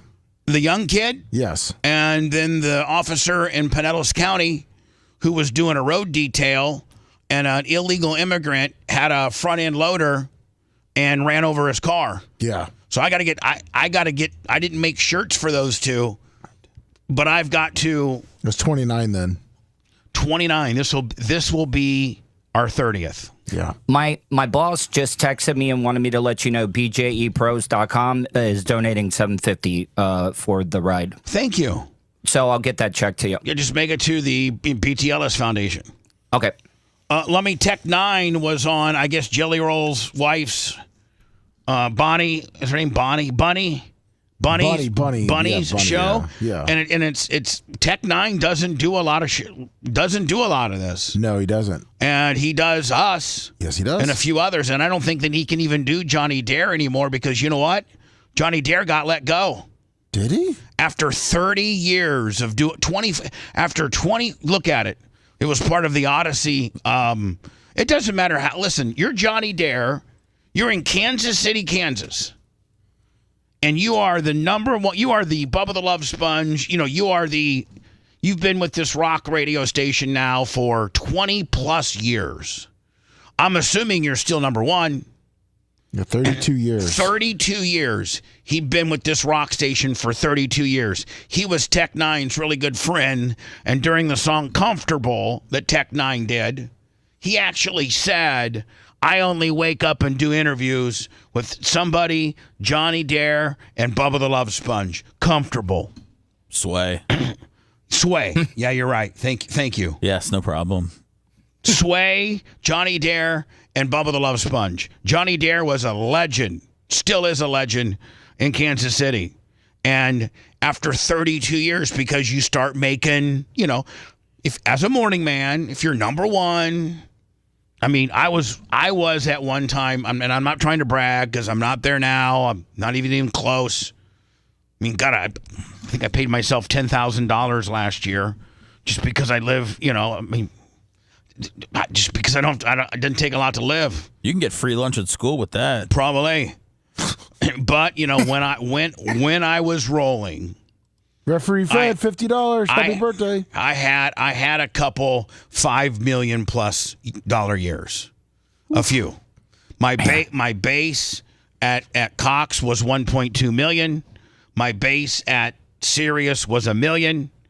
And then, I got $600,000 for Orlando, $600,000 for Miami, $400,000 for Jacksonville. I would just $350,000 for Cox and Richmond. I was just picking them off. What was your bonuses on those? My bonuses was 75. Well, in Tampa, where I would hit them every book, I had $250,000 a year in bonuses. So I was making 1.6 just coming out of Tampa. That's why everybody hated me. And so, I don't know that if I hadn't gotten in trouble, if I'd still be there, because I've been told that everybody and Seth, you might have a better understanding of this, but I've been told that there hasn't been raises in years, and there's just cuts, and it's take it or leave it cuts. And you could be making $120, and they tell you we got 80 for you, and if you don't like it, you can leave. That's how I've been told the latest, 4 to 5 years worth of negotiations have been. Seth, I don't know if you have any insight on that or not. Just from what I know from, the few people that I still know that work in radio, there's not a lot of raises, not even the cost of living raise, but people will give you more vacation time, or they'll give you a chance to promote your YouTube or your social media, or take ownership of your podcast. Like they'll give you things, but it won't be money. It's right, exactly. They'll cut your salary and say, you know what? You can start your own YouTube channel. That's what they'll tell you. And if you don't like it, move. So Johnny Dare, 32-year Kansas City, Kansas, and/or Missouri. Because I don't know if you guys know, but did you? This is a trivia question for you. Did you know Kansas City? There's a Kansas City. It's on the river. I don't know if it's the Missouri River or not, but Kansas City, it would be like, Lummy, if Tampa was where Clearwater, St. Pete is. And you'd have Tampa, but Florida over there was like a different state. That was like, Alabama. So Missouri and Kansas, butt up against each other. In Kansas City, half of Kansas City is in Missouri and half of Kansas City is in Kansas. And so you have to, when you live over there, you have to, this is Kansas City, Kansas. That's got to be an old wives' tale. Look at it. No, there is. It is. Look, send me the article. Oh, okay, so you're in multiple states. Yes. Well, if you live in Kansas City, you have to denote whether it's the Missouri side of Kansas City or it's the Kansas side of Kansas City. Like, I don't know where the Chiefs play. I think the Chiefs play on the Kansas. They play on the Kansas side. They play, and I think the Royals. My whole life's a lie. Hold on, and the Royals play on the Kansas side. Get out of town, man. Yeah, no. And so, I think I don't know if Johnny Dare's radio station was on the Kansas side or the Missouri side, but from what it looks like, Lummy, the cool part of Kansas City is on the Kansas side. Which one can claim Kansas City barbecue style? Probably both. Lummy, did you send me an article about? I'm trying to find an article. How to break. I believe you. How to break it down? I believe you guys. Yeah. So anyway, Tech Nine, who I should, remind me to reach out to Johnny Dare. Okay. To see what he's doing nowadays. Check up on him, from one radio legend to another. And see how that all went down. God, you've been and listen, I know he was either number one or I know he was top 5 in his demo. And you've been there 32 years. And he's not an old like Jack Harris in Tampa when he retired. He was like 80. And he was starting to, and nothing against Jack, I love you more than anything. I've known you since 1992. But you were starting to, sound a little bit older. Things were slowing down. It was probably a pretty uncomfortable situation for iHeart to have to let you go. Meanwhile, it's not an uncomfortable situation for them to never hire me. But, sometimes it's time to go. I think Johnny Dare, he probably had another 20 years left in my... he's 56. He's 50. He's younger than me. Yeah. Today is my birthday. I turned 59. Oof. Happy birthday to you. Thank you. I like the Jewish version better. You already got it twice, big boy. Okay. I think I think I got another good 10 years left in me. I mean, Howard's what, 72? For real? Yeah. I think Howard's 71. I think Howard turns where? Good morning, Alexa. Hello, Alexa. Alexa, hello. Well, hello. Want to hear something funny? April is National Humor Month. So I hope you'll humor me and ask me 71. for the joke of the day. No. What was I going to ask? Oh, yeah. Hey, Alexa, how old is Howard Stern? Howard Stern is 71 years old. Yeah, he'll be 72. I think his birthday is January 12th. He'll be 72 years old. I think I can come back here. I think I can sound decent. I mean, as you get older, you sound a little bit older, but I think I can sound spry. I think I can keep a show moving along. Hey, Car Shenanigan brought up a good point. On Bubba Uncensored the other day, you were talking about giving it up very soon, and now you got another 10 years in you. Yeah, it's my birthday. I feel good about things. You told us to start looking around for other jobs. No, I got to be honest with you. I mean, I really have to be honest with you. The infusing Tuttle. That gives you 10 years? I mean, hold on. All right, Tuttle, good job, No, buddy. but hold on. Like, it shows that, we don't need an 8,000 square foot building. Oh, no. And we don't need, we can minimalize and save a lot of money. And, I mean, the Tuttle, being able to infuse Tuttle, use the background of what, when he's in the studio. Your mind's blown. It totally is. Is yours not? Well, I've known about this technology for a while, but it's new things happen to new people every day, and I'm happy that you're excited about it. Yeah. Not only that, but I mean, like, if I could have you. I mean, we don't literally have to be here. We never have to see each other again in person. I may just need Macho Man to show up to wherever I'm at to turn everything on. And, I'm just saying, I'm very, very excited by how good Tuttle sounds and by how good he looks. Ah, thank you. That's the first time I've heard that in a while. And Howard has been doing that since COVID. And it looks great. There's no lag time. You can put whatever backdrop you want. I mean, Seth, you could put it like you were at a high rise in St. Pete, and behind you is the pier, or like, what I'm saying? Yeah. Like, I mean, whatever. I could have a lavish lifestyle that would show that I'm living a lie, but I mean, it's all for looks. Fake it till you make it. Hi, who's this? Robert. Let me, Janae, $10 on the Venmo. Thank you. Hello, Robert. Go ahead. You're on the air. No, I was going to say both sport teams are in Missouri, and the Missouri side is where Missouri, they have legal marijuana, and the Kansas side is it's the more ghetto side is what people have told me. All right, so Kansas is uptight and ghetto, and Missouri is cool with weed. With the sports teams. I don't want weed, but I'm just saying that it's legalized. Hold on. So the Royals and the Chiefs play right next to each other. I know. The stadiums are side by side, and those stadiums are in Missouri. Yes, sir. Okay. Thank you. Wow. Let me see if you can back him up. I sent you the thing. Back him up. He just This guy could be lying. He sounds like a reliable source. I don't know who's going around lying about what side of of Missouri and Kansas the Chiefs play on. Well, let's just back it up here. What's the difference between Kansas City, Kansas, and Missouri?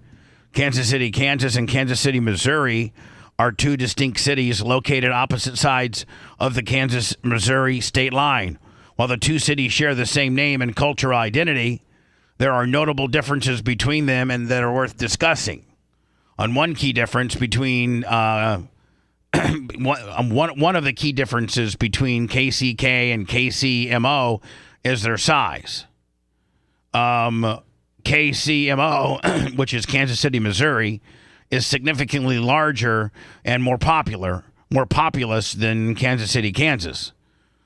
Big Arms 101, $50. Thank you. The city has about 500,000 residents, while Kansas City, Kansas has a population of just 150.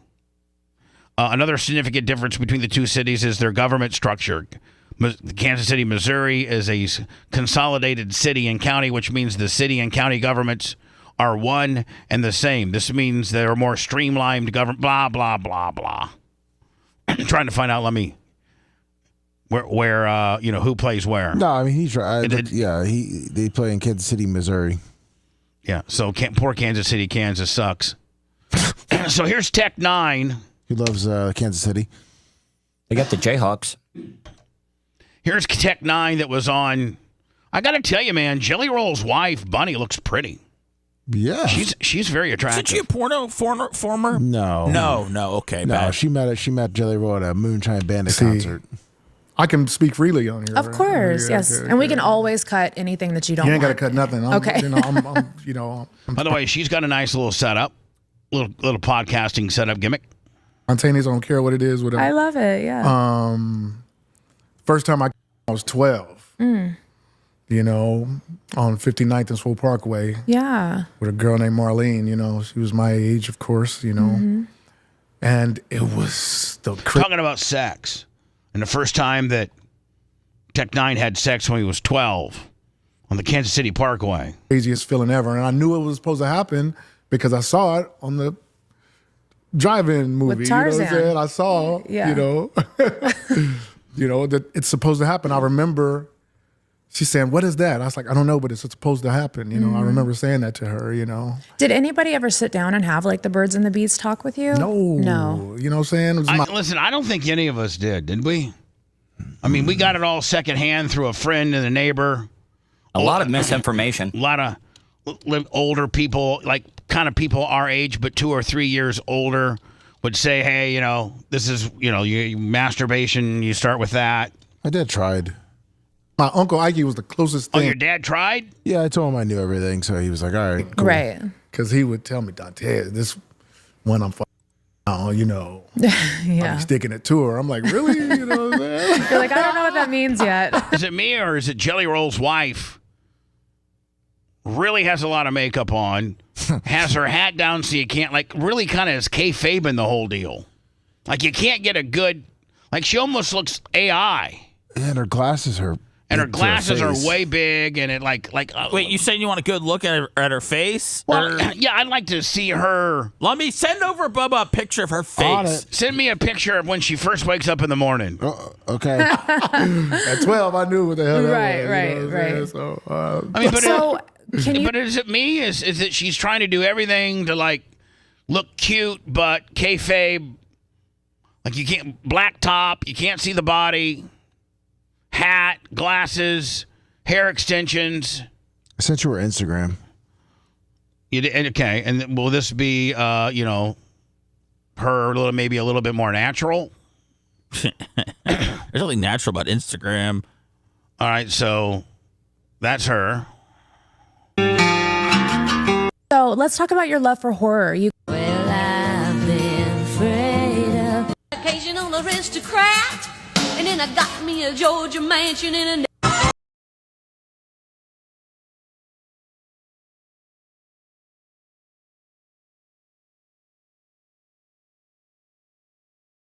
a... Those lips are just... Yeah. All right, guys. There we go. Come on, Bunny, a little bit. I mean, the lips. Guys ask me all the time what is like my I made it moment, and up until now, I don't think I've ever really had one. I'm always working towards a bigger goal, or I just always have my eye on the prize, and I never allow myself. Can we talk about you and Yella for a little bit? Yeah. Okay, how you guys have been together for how long now? Hello, friends. Guess who's going to prom tonight? Stay tuned at the end for the finish. All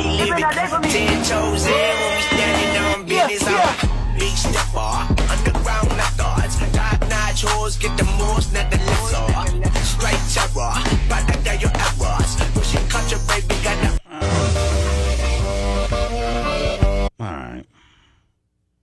Whatever. Jelly Roll's lost over 200 pounds. Good for him. Okay, let's pause right there. So 7th grade, something happens in 7th grade. Yeah, here we go. This is what we've been looking for. 7th grade, man. Tech 9 blasted his teacher. Yeah. with the teacher? Can we go on that journey? Because that's about 12 years old too, right? 13? Well, I was going on 13. Like I said, I was 14. Yeah. 15, but I won't say no names. Yeah. She was young. She was 21. Mm-hmm. And whenever, it all started when I showed her a picture of my father as a cop. You know what I'm saying? I had a picture of him in his LAPD outfit. And after that, after class, whenever everybody's leaving out, I'll be in there. And she would say, Aaron is so cute. Because my first name is Aaron, of course. Mm-hmm. Aaron Dantes Yates. There's Donnie. Aaron is so cute. And she was beautiful, you know? Yeah. And I was like, oh, thank you. But she used to do it every day. Aaron is so cute. I'm like, okay. You know, then I got to skipping lunch. Did any of us ever get to have... Did any of us ever get to blast our teachers? I don't think any of us ever did. No. When did the teachers get hot? All mine were dogs, man. Yeah, I had one hot one. It wasn't until I was a senior. To go visit her while she's by herself, you know. And I'm just going to leave it at that, you know, to be safe. Right. But I was in love. Right. Till she got married. But you guys ended up, and we can always cut this too if you want to, but you guys ended up getting caught, right? We got caught by a student walking by. She said she told my 6th-hour teacher, no, it wasn't my 6th-hour teacher. It was 6th-hour upstairs. Miss Glenn's room was like courtroom class.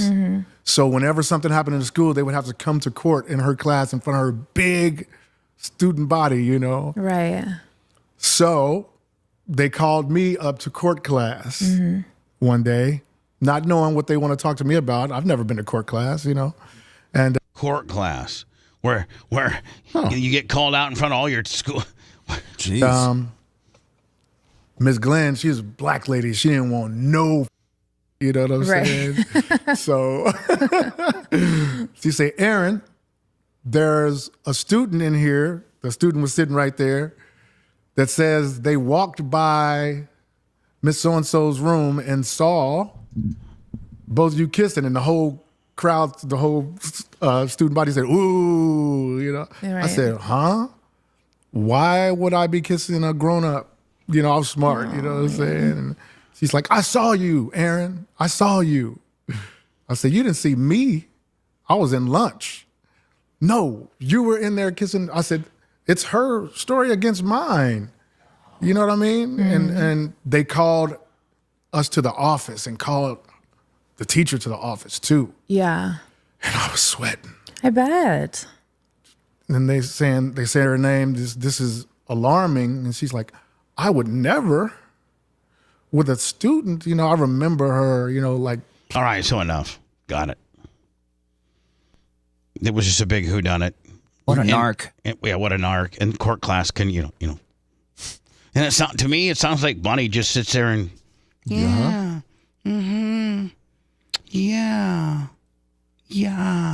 okay. I mean, I need to take it from Bunny and like wear some glasses and have a hat on and what? Like so you can't see, so I don't look so fat. I mean, she's kayfabe in the fat. Did you see that boxing picture? She's fat. I'm just saying, like it's highly misrepresented. Her sitting at that desk looking all like a little Barbie doll is highly misrepresented. I think you got tricked. I don't know what you were hoping for, but I mean, I expect to see, you know, women's faces all jacked up these days. Yeah. Well, see, us men's can't do that. So let me, when I return, we're going to talk about the fact that Tesla's stock now has plunged 71% since, you know, Elon has kind of aligned himself with Trump. Do you think that do you think, I think that's going to rebound. I think it'd be a great time to buy Tesla stock. Oh, yeah. I mean, if I could. You're not allowed to, are you? Well, you know what? I did get I got so many things to talk about today. I got a text and a phone call from my IRS attorney. A happy birthday? No, but it was one hell of a birthday present. Oh. Let me just tell you this. I don't care what political affiliation you are. I don't care who you voted for. I don't care who you like. I don't care who you don't like. Joe Biden was a complete sea-sucker, a complete dick.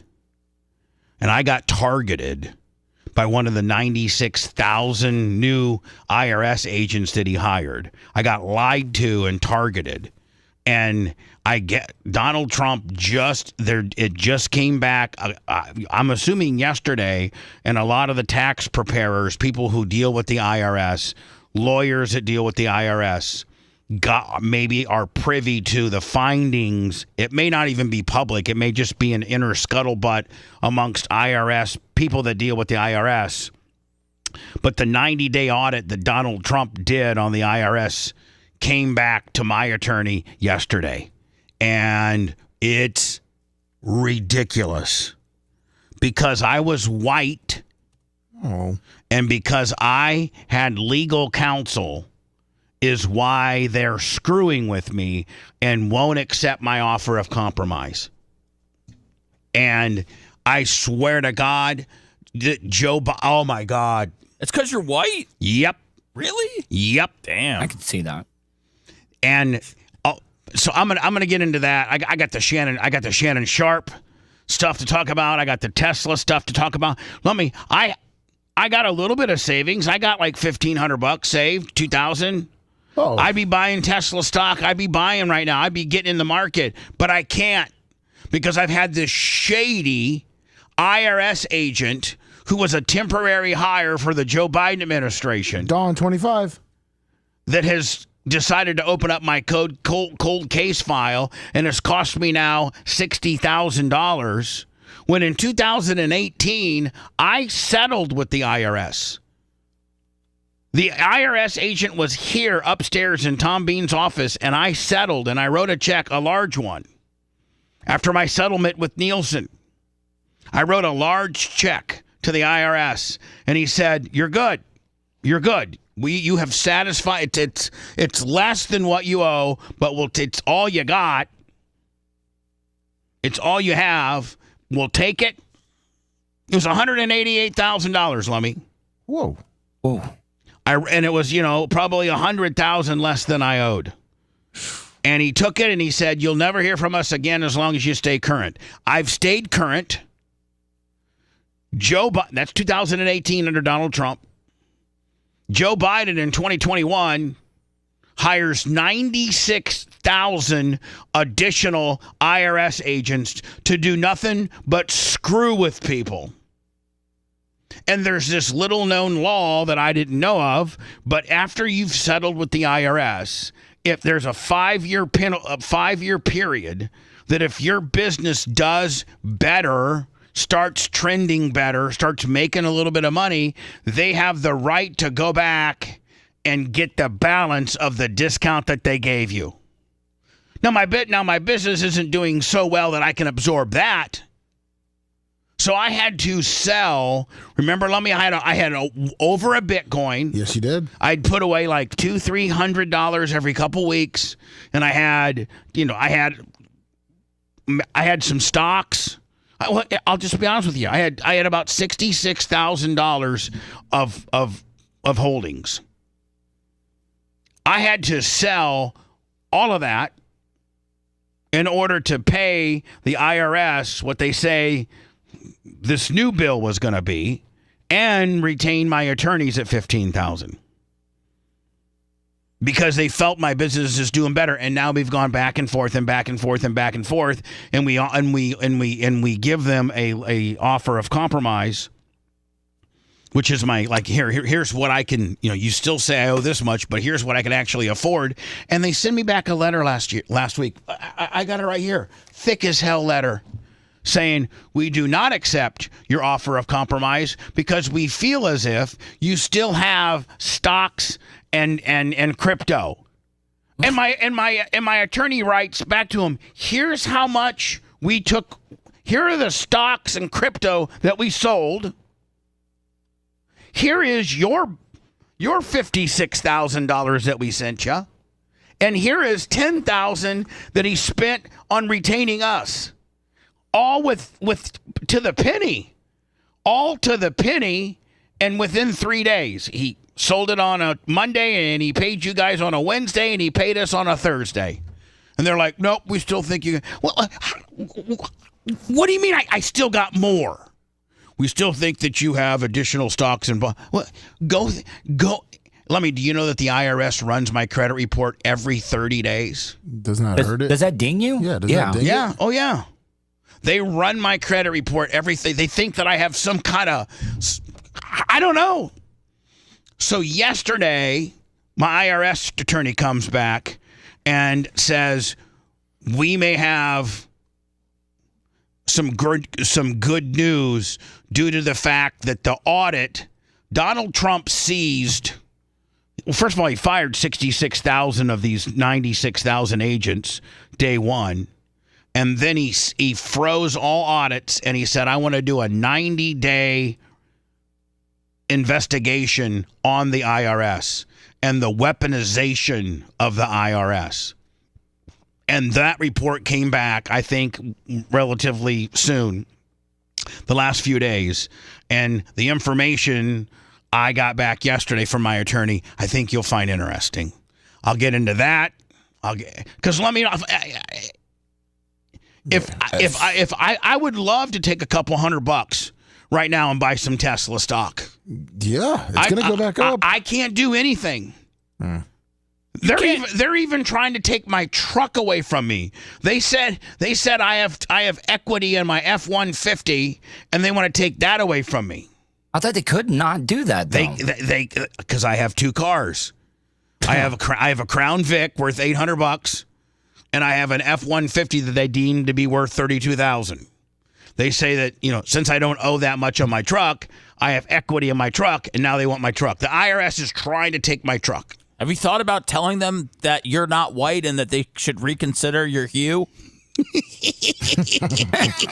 We'll get into that, the Shannon Sharp, the Tesla, all kinds of things to talk about when we return. If you liked that segment, then you'll definitely like the new redesigned BubbaArmyHQ.com. We'll be back to the Bubba the Love Sponge show after this.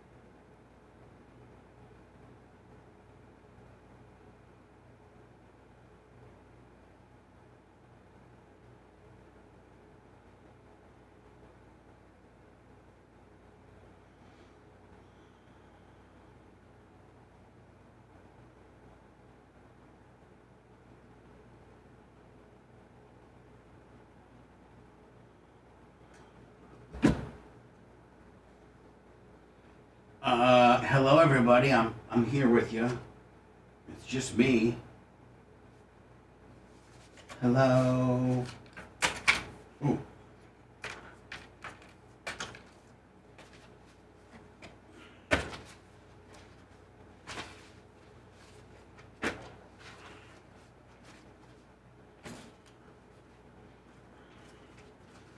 Hello, everybody. I gotta read this here. Whew.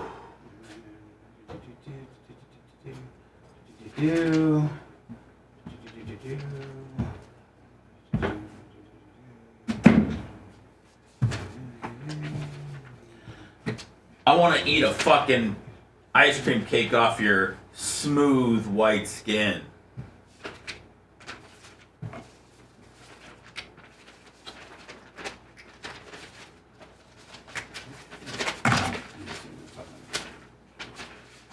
We'll sit there with that one. Paul, thanks for the text message yesterday, or thanks for the tweet yesterday, man. I'm really bad about getting back to people on Twitter, but I did see it. And this is much better. What up, Lunger?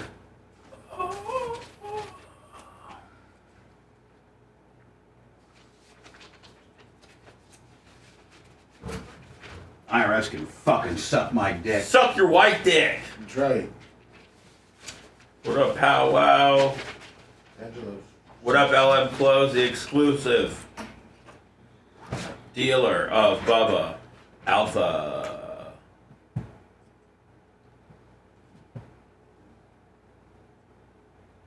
Buy one, get 50% off anything in the store.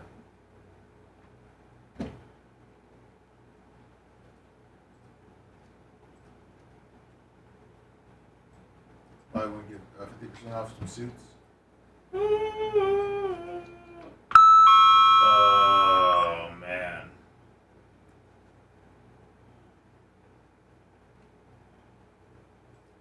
What it do, Cash? Woo. Drake pick 6. What it do? What it do? What's up, Felix? Oh.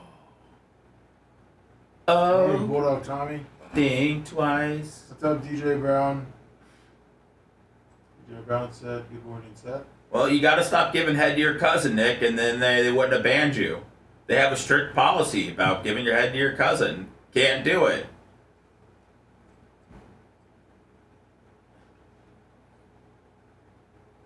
$50% steep. We're going 60%, baby.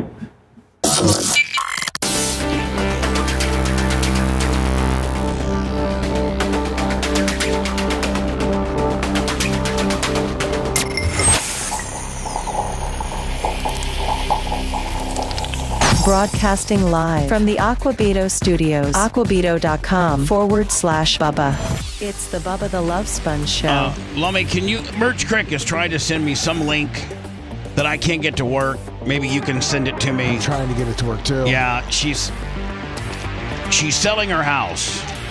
And I, 20 years ago, was the spokesperson for ProSun.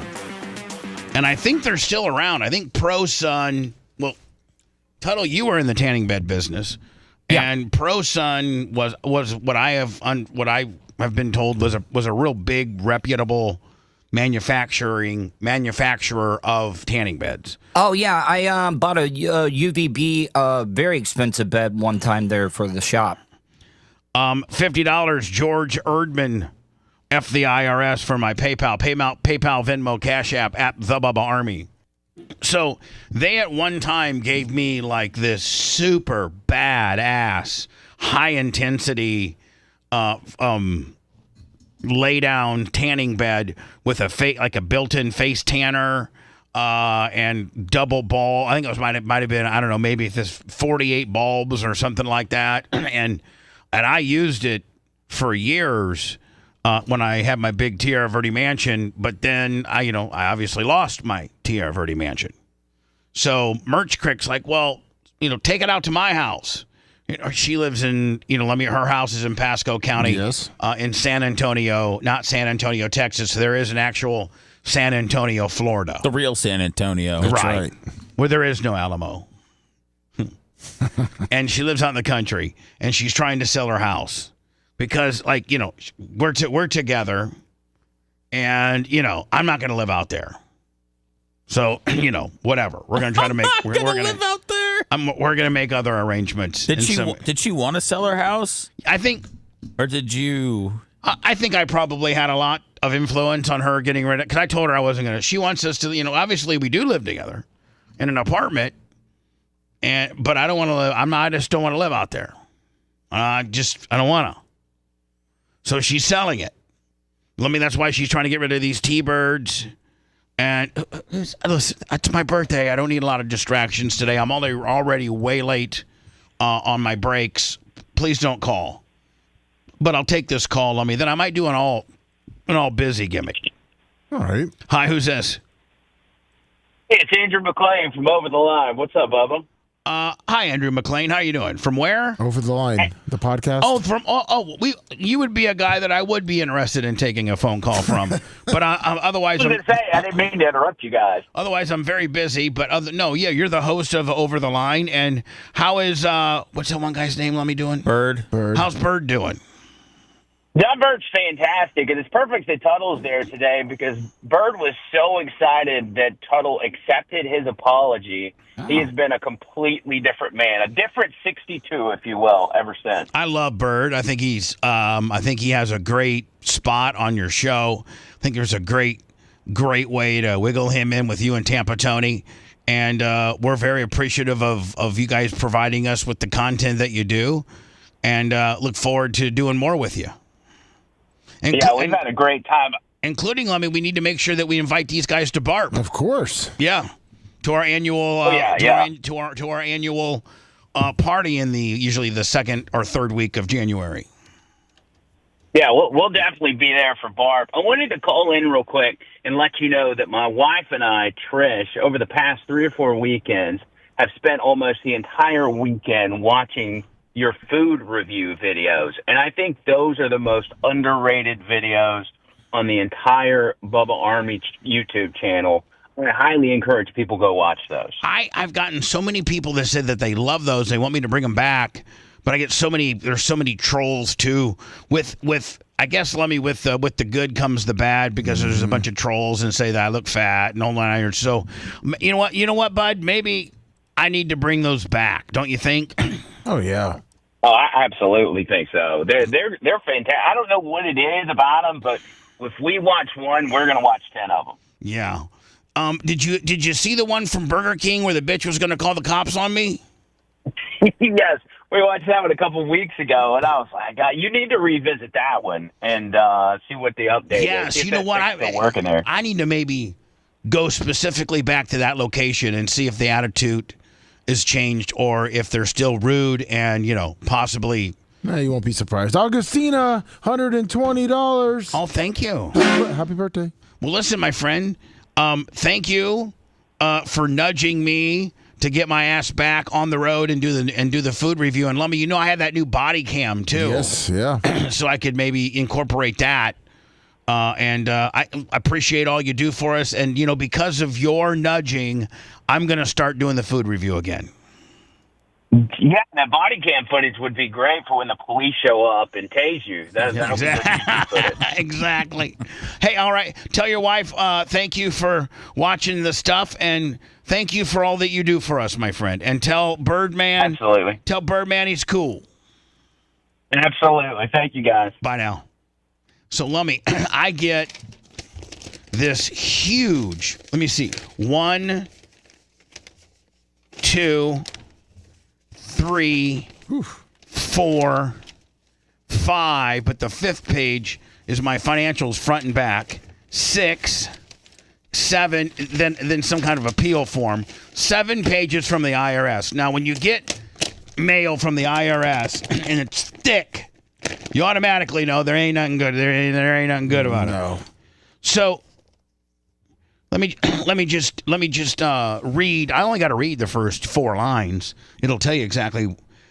We have investigated your offer of compromise dated 7/16/24. So, by the way, this is dated on what? July 16th? No. This is dated on, I'm trying to tell you right here. This is dated March 30th of this year, Lummy. March 3rd. I got this 3 weeks ago. Wow. Been holding on to it, flipped out, talking to my IRS attorney. They're like, you might have to file bankruptcy. Like that's my only now my only option. They're going to start seizing assets. I don't have anything except my truck. They're going to take my truck. That's what the next thing is. We have investigated your offer. What a bunch of July of last year is when we submitted our offer, and they don't get back to me till March 30th, which means you can't do nothing financially.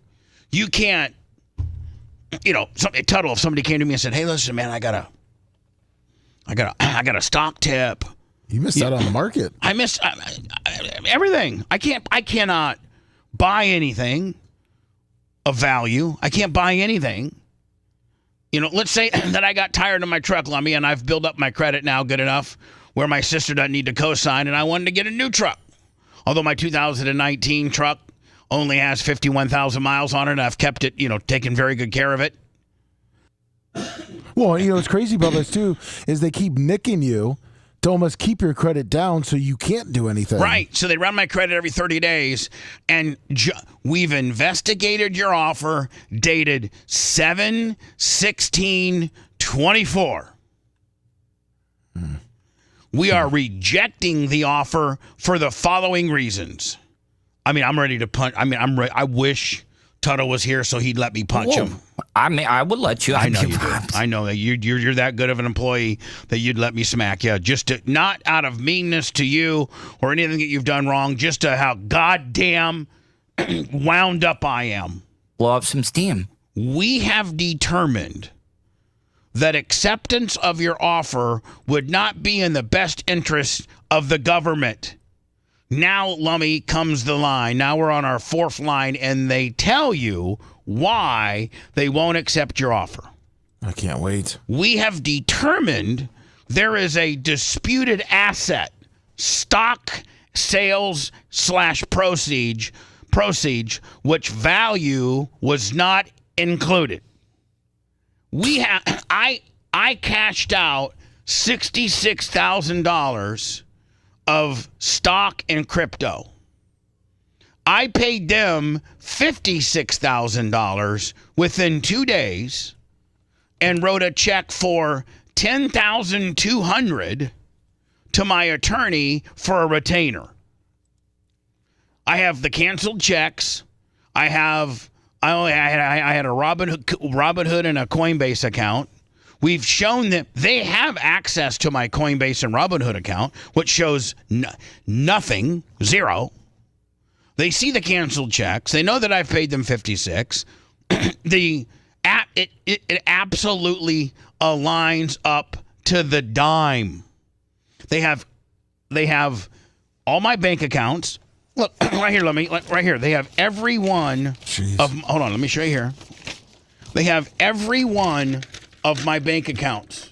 They have every one of them, from my merchandise account to my Bubba Radio Network operating account to my Bubba Army HQ account to my personal account. They have every account. And they say that I am hiding stock. How do you hide stocks? And how do you hide that? Should be public. Well, yeah. I mean, the only way you hide it. The only way you hide it is you put it under someone else's name. Yeah, you cannot hide the ownership of a public stock or crypto. Car shenanigan, $20. You have to have a brokerage account to buy it. And so when they look at your brokerage account and there's nothing in it, and what you cashed out last June aligns it to the dime of what I've paid them and my attorneys, what? Something's going on. So it doesn't even make sense. Is this an attack on the white man? Yes, it is. Okay. So my attorney yesterday texts me, and he says, let me see here. Earlier, Lummy, like a week ago, I'm like, what am I going to do? And he's like, we can appeal it, but you probably are going to have to file bankruptcy. Jeez. And I'm like, I don't want to file bankruptcy. I'm just now getting back on track. I think my credit score, Lummy, is like maybe like 710 or something. All right. And I'm like, I don't want to file bankruptcy when the only person that I owe, by the way, personal IRS debt that's more than 3 years old, which mine stems from 2018, is dischargeable. So if they want, I don't owe anybody else anything except I guess I owe Ford, but I would put them down as like, I think when you file bankruptcy, I've never filed it. I think when you file bankruptcy, you put down who you're trying to skirt. You know what I'm saying? Like they'll only discharge the debt that you write down. If you can make your truck payment or you can make your other payment and you don't want to screw Ford or screw the next guy, then you don't put them down. I would just put the IRS down. That's the only people I want to screw. So I said, well, let's appeal. He says, I'll be talking to my partners about what the other. So I got to come up with some more money now. We've been doing this for 2.5 years. Oh, we've been doing this ever since Joe Biden. Now listen, I've really never taken a really I hate Joe Biden stance, but I hate Joe Biden. Elise, no disrespect for you, but that crooked son of a bitch, he hired 96,000 IRS agents to go and do nothing but screw with affluent white people. I sent you an article from 2023 that they were accused of targeting white and Asian taxpayers. Yeah. I mean, so hold on. I got to see that immediately. Let me see. Let me pull this up. So he hires 96,000. So in 2018. All right, that's the market. Is that the error? Yeah, it's the one right below it. Sorry, it's the one, the Fox one. This one no good? That's the one I've been trying to get. Yeah. By the way, I have a pro sun tanning bed. I'm I'm just shot out of a cannon here. I got a pro sun tanning bed that I think at one time retailed for, what are those? Tuttle, what did like the most badass, had fans all in it. What did the most badass tanning bed back in the day cost? $10,000?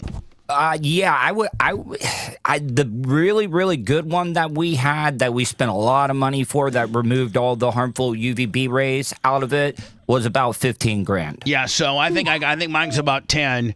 It's been out at Merch Crick's house for I don't know how long, and I'm willing to give it away. Now, it does have, there's a little glitch into it where sometimes it starts, sometimes it doesn't. It's very heavy. If you want it, if anybody who Seth? Anybody, Seth doesn't want it. We can move it up into the upstairs for him. Lummy. Yes, sir. Lummy. Do you want somebody to buy it or just take it? No, it's free. Oh, well. It's free, but okay. But you have to remove it yourself. You have to, literally, it's in her garage. You're going to have to back your truck up to her garage, have a couple guys, because, Lummy, we know how heavy those. Yes. You're gonna need at least 2 guys, 3 total dudes. These things are heavy. Oh, dude, they got so much copper wiring in I know. things. I mean, you could probably scrap one of those for $500. Is it as heavy as the one that we had in the side? Lummy, it's better than that one. Oh, so I'm telling you right now, man. If anybody just listen, if you didn't want the tanning bed, because I don't know if it works, and I think it does work, but I mean, I gotta think scrap. It'd bring you $300 or $400. When we moved, we had about 6 beds that they had built the rooms we had built the rooms around the bed. So when we were moving to another knock position, down walls. No, we didn't. I took all because we bought new beds and I had to get everything out of there. So I scrapped them. I got about $300 to $400 for the old ones, just in scrap. So get a hold of me if you want. But listen, you're responsible for coming picking it up and getting it out of there. So she put it on Facebook Marketplace, but I can't seem to. Well, I can't. We can't get her click to work. Merch Crick's about as technical as I am. Maybe you give those away with the Thunderbirds?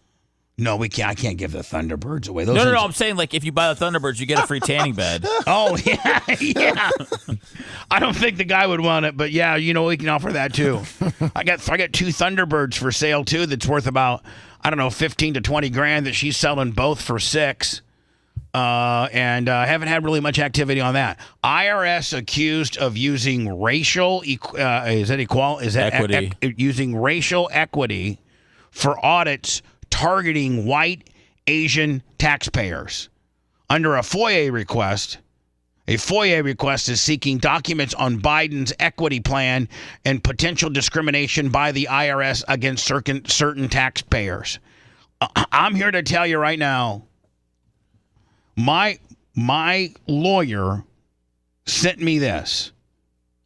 So let me, Yeah, because it looked like in the article, Joe Biden, I guess which I didn't know, February signed a equity bill, equity action plan. He signed the order February 16th of 2023. And it followed his 2021 executive order advancing racial equity and support under, this won't let me collapse it here. See, it won't let me collapse it. But anyway, I'm just here to tell you, I'm living proof of a white guy that was told back in 2018 that I was all good by an IRS agent. Then Joe Biden hires 96,000 of these new. Listen, the woman that showed up she showed up here to the studios in a Saturn with an IRS card that was a temporary IRS card. You know where they give you a card that says, and then you take a pen and you fill in your numbers.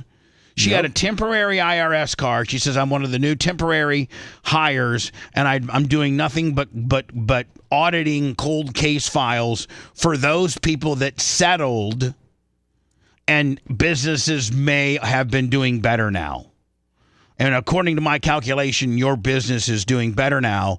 You owe us. They say I owe them $287,000. File bankruptcy, man. Just rip off the Band-Aid. So, hold on. We've been going back and forth. And so they finally get to my July 2024 offer of compromise with all the documentation. My lawyer's been going back and forth. And they then send us that letter saying we think that you have more stocks and more bonds and what have you than what you're reporting. So my IRS attorney yesterday says, hey Bubba, we may have caught a break with your case thanks to the Trump audit. Trump is putting a 90-day freeze on the IRS to audit them. In turn, nearly 45,000 agents are getting cut.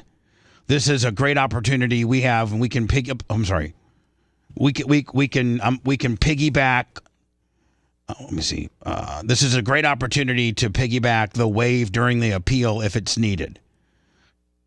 He said the IRS is found to have fraud and prejudice. Now, so according to this audit that came out, my IRS attorney says the IRS has been found to have fraud and prejudice against taxpayers based on the audit. We will attack the appeal with the same language, stating that a biased government system is prejudice against hardworking white Americans who are trying to do the right thing but cannot financially afford based on the unjust IRS asset liabilities.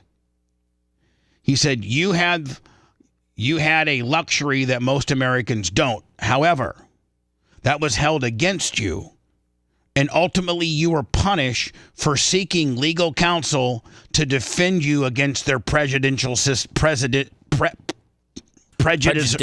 system. So then I called him, Lummy, and he said, listen, they have found that the government would target white people that lawyered up. White people that lawyered up. Because you have enough money to get a lawyer, you have enough money to pay them. White people that lawyered up. Listen to the percentages. 13% of white people that lawyered up got approved. 87% 7% of Caucasian people that lawyered up to fight the IRS and the liabilities that they have, 87% of white people that lawyered up were denied. And that's part of this new audit that Trump just sent down the pipe. So let me, in 2018, when Trump was president, an agent came here and cut a deal with me after I got a settlement and told me I was good. In 2021, Joe Biden hires 96,000 agents to go after people like me. Now in 2025, Donald Trump fires 44 or 45,000 of these temporary agents and creates an audit to audit the IRS on what they're doing. In that audit, they find that they're prejudiced. What's the word I'm looking at? Prejudicial? They're prejudiced against white people that lawyered up. I don't care. For the rest of my life, I will hate Joe Biden and what he tried to do and the weaponization of a federal agency. Trump is my guy. Just for the fact that I was going to have to file bankruptcy because I was a white business owner that hired an attorney. Joe Biden made that illegal and told his agents to just like you don't understand when you lose your appeal of your offer of compromise, they start seizing assets. Or you file bankruptcy. And we can't let them take Lummy. Yeah. Please no. I don't want any IRS problems. Never mind. No, but like, Joe Biden, you absolute corrupt, dirty old man. Oh. The weaponization of the IRS after white people. Meanwhile, in this audit, African Americans, 68% approval among African Americans who did not retain an attorney. What does that say? I mean, that's plain as... What is that? Can I? Yeah, do whatever. And if you want a tanning, and if you want a tanning bed, let me know. I'll give you one of those too. I might. Me and Walker on the weekends. Do you think that because I started thinking about this when they said they think you're hiding, could it have anything to do with something that possibly could have happened in those years that it looked like you were funneling funds somewhere else? You mean the Blitz stuff? Yeah. No, because none of that. Unfortunately. The $250,000 that was ripped off from me. Because that's what they're kind of claiming that you owe them. But no, that's what I do owe them. Oh, okay. From tax. Oh. But if I had written off any of what he embezzled from me as a business expense, then I'd have a problem. I got triple screwed. Not only did he buy that much stuff, personal stuff for his own house and nothing for the BRN, but I wasn't able if I wasn't able to write any of that off because it wasn't a business expense. A 4-inch lift kit for his new Polaris is not a business expense. 10 pairs of Levi jeans size 36 by 34 is not a business expense. I just was saying like the investments he made that it looked like that you were kind of maybe possibly using him to buy it. Yeah, by the way, he would use my Amazon account. I'm sorry, he would use my PayPal account to buy crypto. Oof. You know what? That's something that you might be right on. Remember you said that it sounds like they think you're hiding it. And I said, if you're trying to hide it, you have someone else do it. And it almost looks like you fund it through there to then buy it through him, and then you both you know what? You might be right. That's one way to funnel it. Lawyer Lummy. Because he bought a lot of... Remember Lummy when he would say, "Oh yeah, I got some of that," or "I bought some of that," or "I bought some of that." Yeah. And I was thinking, I always kept thinking, how does he have so much stuff? I know what he makes, but how much? Like, how can he have all this crypto? You know why? Because he was using my Amazon PayPal credit card to buy it. So he's using your money technically. I got to to get buy a hold of my crypto. attorney. And said maybe. But see, they're not listing any of that, and I didn't declare any of that as as a tax. So I don't know, Lummy. You might. But you never might. know. I mean, as dumb as you are sometimes, you may have just pulled a really, really smart rabbit right out of your ass, my friend. Oh well, thank you. I'm sorry, Bubba. I'm sorry. It's ridiculous, man. And you know what's ridiculous is how many other people out there like me, white guys, that make a pretty decent living and can hire an attorney to fight your tax problems, and the minute they find out you're white, and the minute they find out that you have counsel. By the way, this comes from my counsel. This isn't my interpretation of any. My attorney has read the appeal. And my attorney has read the 90-day Trump. I guess the results now are coming back for those that are in the business, and for those that are in the business and have read the Trump audit, they targeted lawyered up Caucasian men. That's racist. Isn't it? Yeah. You would think so. Definition, yeah. So anyway, Lummy, anybody wants a tanning bed? I'm trying Two to. T-birds in a tanning bed? If you want 2 T-birds in a tanning bed. 2 T-birds in a tanning bed. I wish I had money, or some of the money I have saved, so that I would be buying all the Tesla stock I could buy right now. I would literally be maxing out everything I can and buying Tesla stock. Why don't you take that $100,000 you tried to pay to the IRS, and then since they rejected it, you buy some Tesla stock with that? I didn't offer them $100,000. Oh, I thought they rejected an offer of. No, my offer was way lower than that. My offer, your offer is what you can afford to pay, what you have liquid and can afford to pay. Oh, I thought you owed like $200,000, then you offered to give them $100,000. No. I offered to give him like $4,000. Oh. That's all I got. I mean, you can only offer what you got. Yeah, no, I know. Well, let's put that 4 on Tesla stock, baby. And I can't do that because then they'll say, oh, you know what? You made X amount of dollars. Now we want that too. They're trying to take my truck. I had to file bankruptcy because I'm a white man that hired an attorney. And that came from my attorney. Is your attorney white too? Yeah. Oh boy. McIntyre. Oh god. Can it get any more white than that? That's a tough one. If you want a deep dive into the Bubba the Love Sponge show from the past, go to BubbaArmyHQ.com. We'll be back after these words.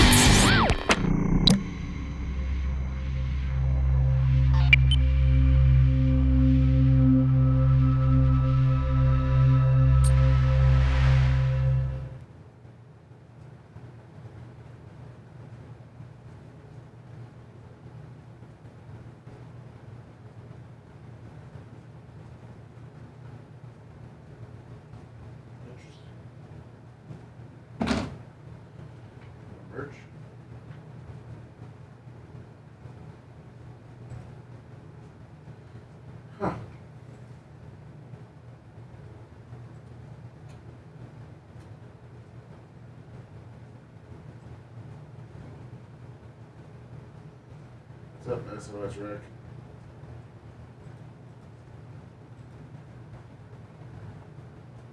I mean, you may have to take a picture of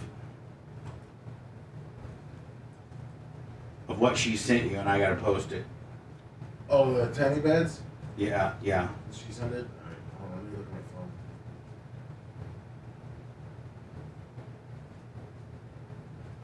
my phone. Okay, I'll download those and.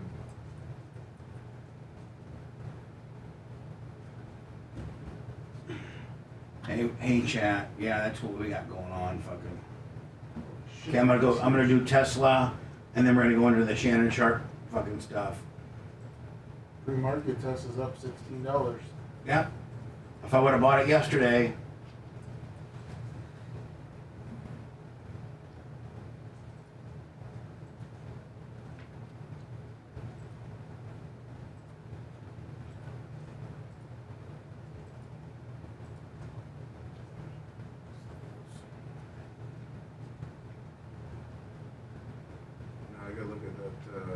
took.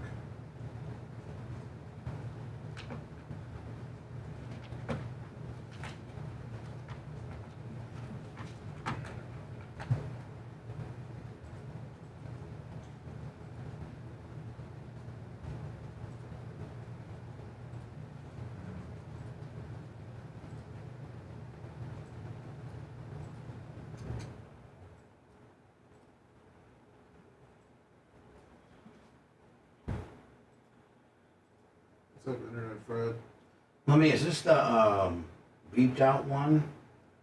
I thought we were. We did. It's on the button bar. Oh, there you go. Oh, okay. So it's on our button bar. Okay, I see sorry, it. yeah, it's on Shannon Sharp, bitch, right? Yeah. Okay. What up, Thomas? Perfect. What up, Fred?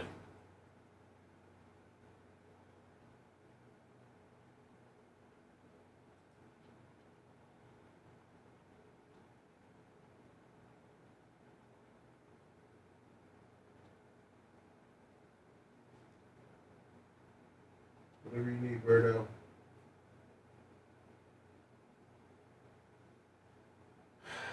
Yeah, Irwin. I like that though. Ron Bond, they're. The tanning bed does work, but it sometimes cycles out where it like turns itself off after 5 minutes. Other times it'll go the full 15. So it does work, but you'd have to probably get somebody to look at it. Ron Bond, T-Birds are on Facebook. What Facebook is it on? Well, Von Bond was asking about them. Just send me a link to.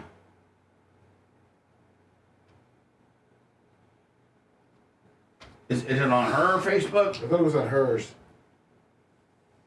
I'm trying to get those one pictures uploaded for you.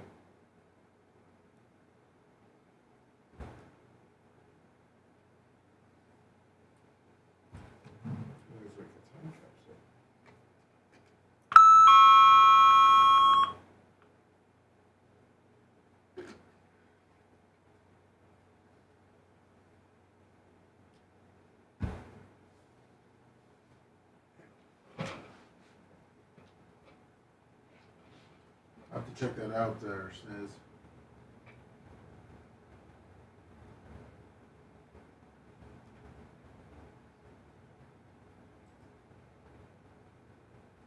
Thank you, Augustina.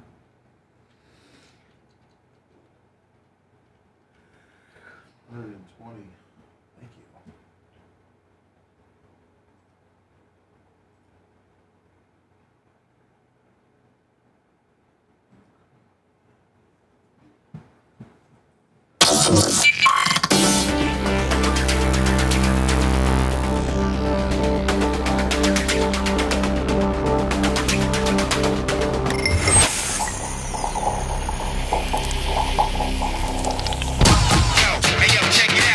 The Bubba the Love Sponge Show, Unsigned Band Thursdays. If you or you know someone in an unsigned band, get off your ass and submit a demo to show@BubbaArmyHQ.com. This could be the big break you're looking for. That's show@BubbaArmyHQ.com. A stadium full of millions of listeners could give you the break you're looking for. Now, back to the show. Man, great promo. Thank you, Macho Man. Lummy, do we have an unsigned band review for tomorrow? Currently, yes, but no, because I'm working on trying to make sure they're on, because they're trying to figure out someone. Yes, but I'm making sure that they're not on. We have a band. Let me talk. He just pulled some brilliance out of his ass with regards to the Blitz. Bought some stocks on your card gimmick, and then he comes up with some nonsense like this. Go ahead. We have a band ready to go, but they don't have anyone yet to be able to come on Thursday at the time. Oh, so they're trying to figure out one of the band members that can be here. So one of them's got to be unemployed. That's what I'm trying to get with them on. Okay, so here, Macho Man is showing me. This is what this is. It was so Tuttle. You're in the tanning bed business. This is like the control panel for the tanning bed. You know, you have the start, then you have the face tan, and then you have the emergency stop button. So that's it. And I guess it was a Luxura by Hapro. You see, look at Oh, yeah, you got the UVB bulbs in the face, Yeah. so that's a good thing. And it has the... There's a picture of it. Here it is. Here's more pictures of it. There's it. There's it all the way down. I guess we have potentially an owner's manual or something. Oh. Here is the Pro Sun sticker. Here now you can see Tuttle. Like, look at them. I mean, this thing was I think this might have been a $15,000 bed for its time. And it's got the fans that blow. Kind of up your. Did it allow you to be able to plug in headphones? Because some of them have some music and stuff. They didn't have that. It was the 48.8 VHR. I don't know what that means. I think it means 48 bulbs. Yeah. 8 some kind of deal. Oh, the 8 maybe face bulbs. By the way, that's Tyler's very first quarter midget. There it is. There it is in its entirety. And then there it is if you were, in it. That could be you.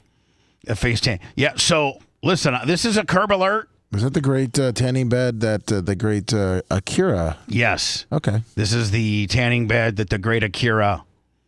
Did Hogan ever get in it? No, Hogan never got in it. I don't think Hogan could fit in it. So let me probably know on the unsigned band review that we've been, like we've done 2 for 2. It'd been great. We had Lower Alabama, and we had was it Felicity, both of which and Below Alabama, both of which got thumbs up on the deal. And so when will you know if we're going to have somebody this afternoon? Yeah, they're supposed to let me know by lunchtime. What now? Can you tell me what by the way, Felix Brahalis and George Erdman, both on the PayPal, Venmo, Cash App, all app the Bubba Army, celebrating my birthday. Appreciate it. My 59th birthday. Is 60 bothering you coming up or no? Yeah, it is. Because when you're 60, as cool as I think I am, as cool as I would like to be, as cool as I want to be, you're not cool. You're 60. I mean, it's over. Oh, what's over? Everything. Life? No, not life necessarily, but show? I mean, I don't know. I'm getting ready for a new chapter in my life. That's all I'm going to say. And you and Tuttle, I think you guys all know what I'm talking about. And I'm getting ready for a new chapter in my life that I'm very excited about, and I can talk about at a later date, fairly soon, soon. And I'm very, very, very excited about it. I'm very excited about it. And listen, Lummy, if anybody would want this tanning bed, should they what? How should they contact us? Show at Bubba Army HQ. Listen, it's in Pasco County off of State Road 52. That's where her house is. So also, Lummy, I'd like to maybe get pictures of the Thunderbirds.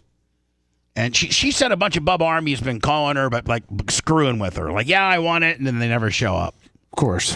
So now Tuttle this bed works. It does? But sometimes, after 4 minutes, it'll turn itself off.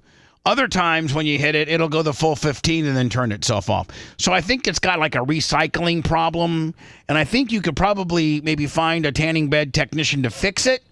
Or I know for a fact, Lummy, you know how much copper. Oh yeah. I mean, I got to think that you could maybe on the low end get 200, and maybe on the high end get 400 worth of lead, and because all the batteries and copper and everything in those beds, they are really, really heavy. They got a lot of capacitors in them too. That kind of Is that good for scrapping? Is that good for scrapping? Oh yeah. All right. So, contact us in some way, shape, or form if you want the tanning bed. It's a curb alert. It's free. And or the T-Birds. Again, as I mentioned, I think I got rid of the article.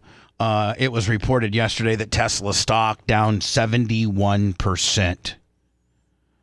Now, I just don't understand why people think that because the guy who owns Tesla, the chairman of the board, the majority owner of stock, Elon Musk, the face of the business, because he's aligned himself with our president to create a division to try to. He doesn't have anything to do with the really, really, really controversial stuff that Trump's doing right now, which is the deportations and the Garcia dude and stuff like that. I don't think. In fact, I think Elon's job is done. It was only 180 days. He's getting out.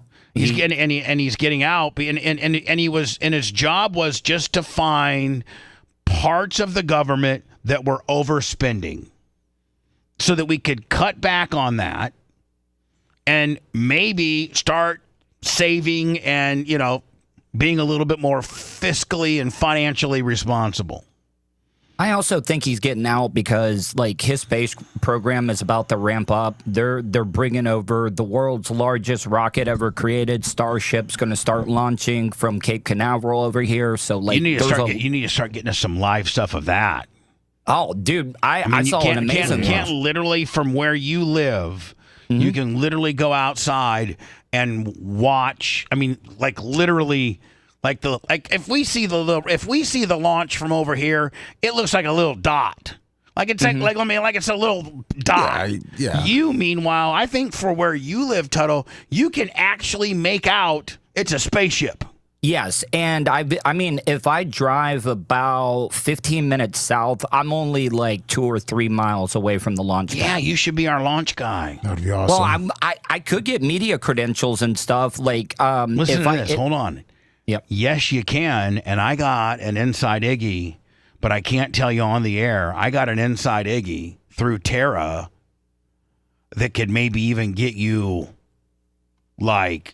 media credentials plus.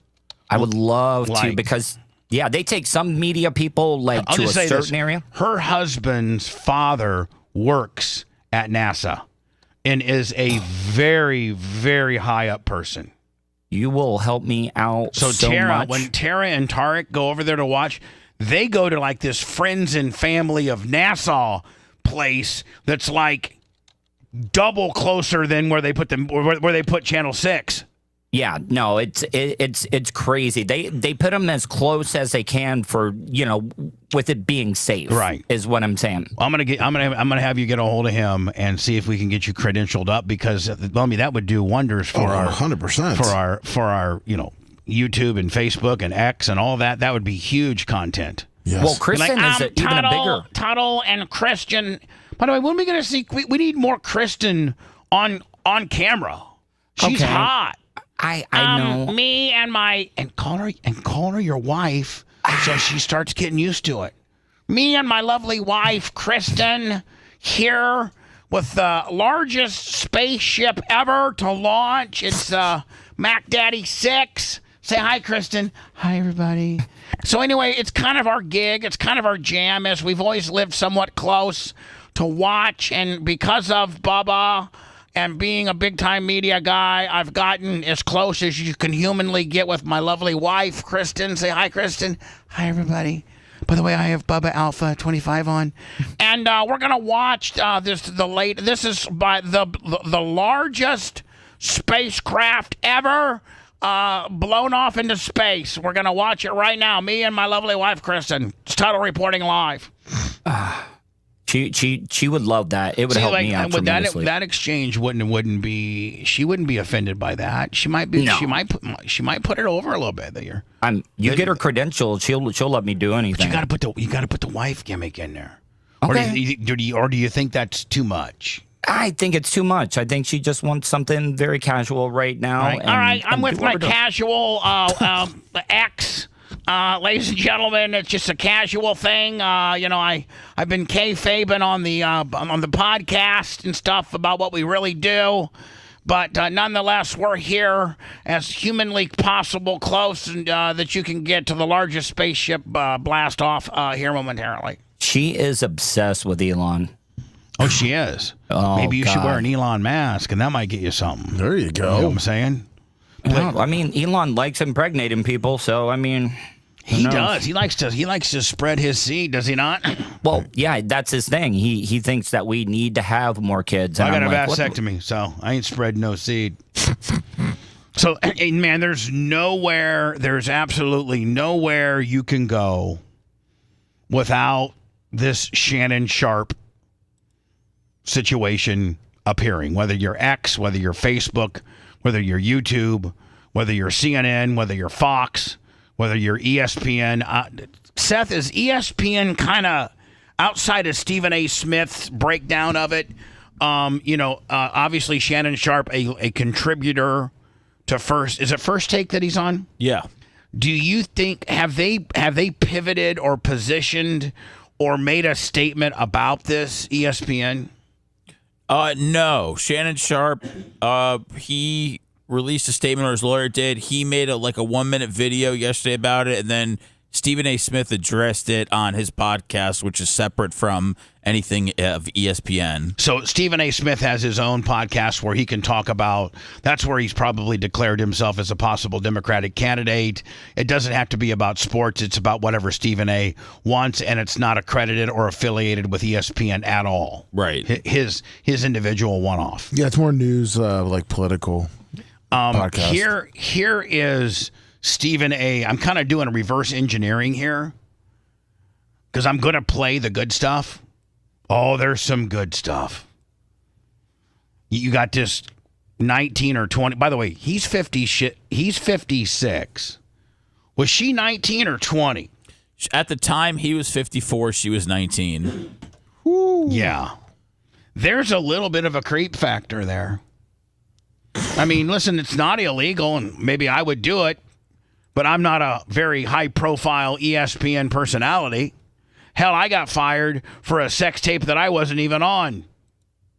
I mean, think about it. I got fired for a sex tape that I wasn't even on.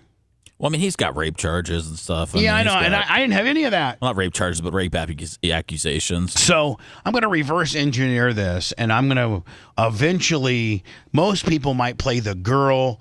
There was a phone call that she recorded that Shannon called her after he got caught blasting the Michelle girl on Instagram Live.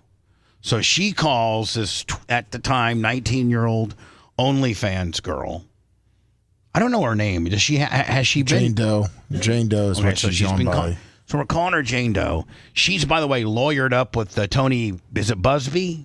Yes. The Tony Busby guy, which I think Seth isn't he the guy that represented all the Deshaun Watson girls? Yeah. Yes. And P. Diddy girls. And P. Diddy. So this Busby guy out of Houston, he is kind of Gloria Allred himself into these women that may have been sexually raped or assaulted. And in Deshaun Watson's case, I think there was 24 of which he got fairly large paydays from. For Deshaun Watson not to get criminally charged. So what Busby does, this attorney from Houston, is he comes in and says, okay, here's what I got. Now I can go to the cops with it, or you can write her a check. How's that not extortion? It is to an extent, but not if you play it right.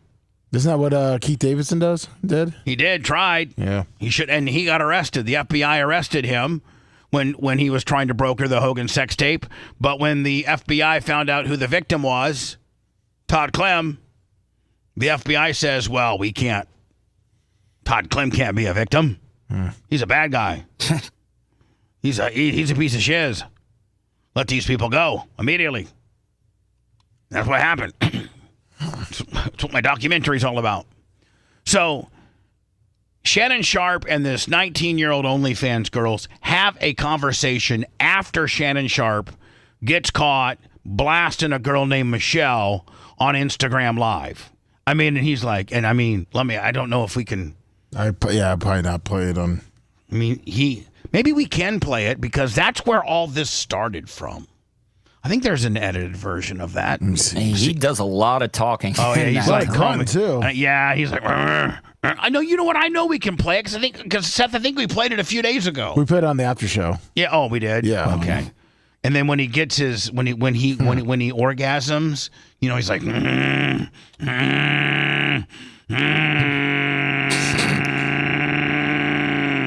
Sean Hogan, $20. And she's like, oh, daddy, Daddy. I mean, it's kind of hot.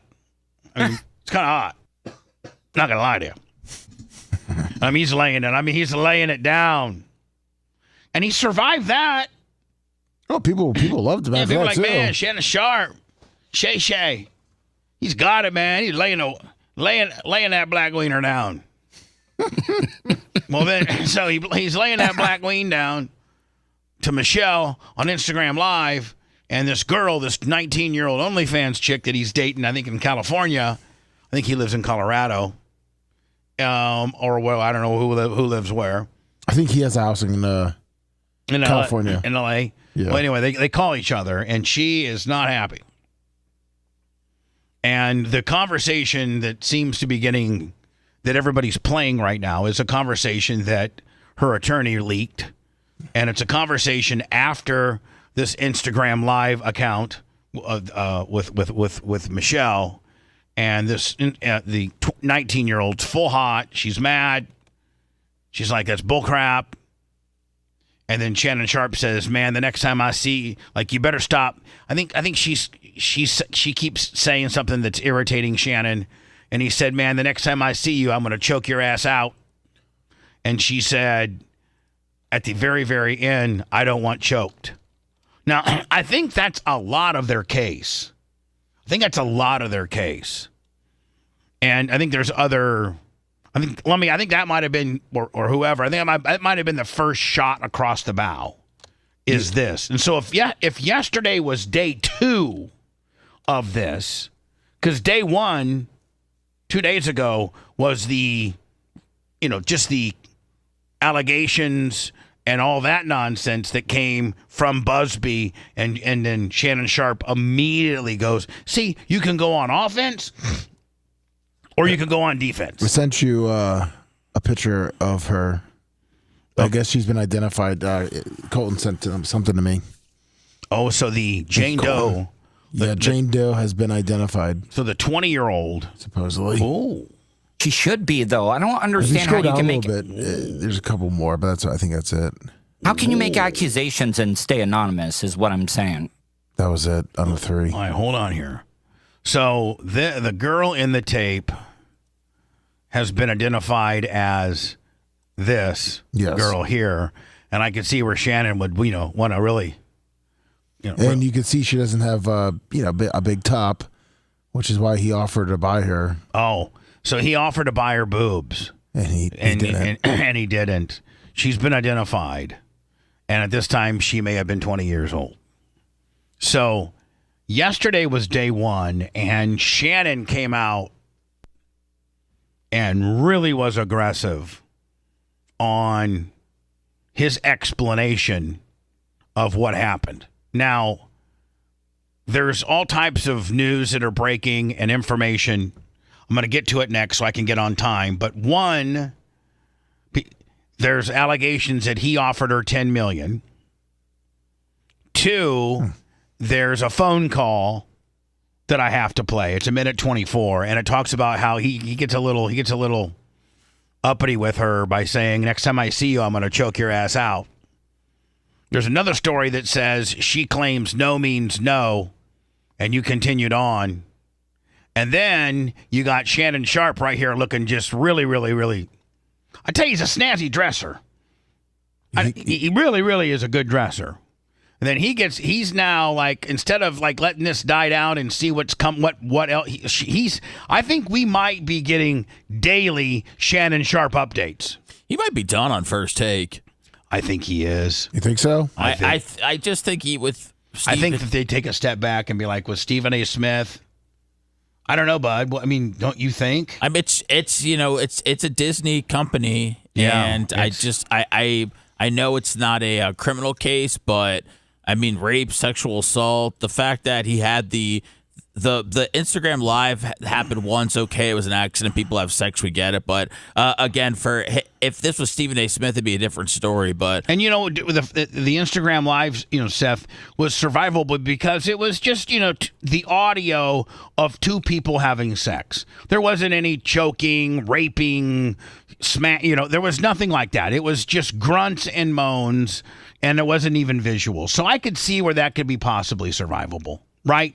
Yeah, and but the latest stuff, man. I think some people are freaked out by the age difference as well. Yeah. Not that that's illegal or anything, but we'll jump in to all of that. I mean, there is a lot to get through.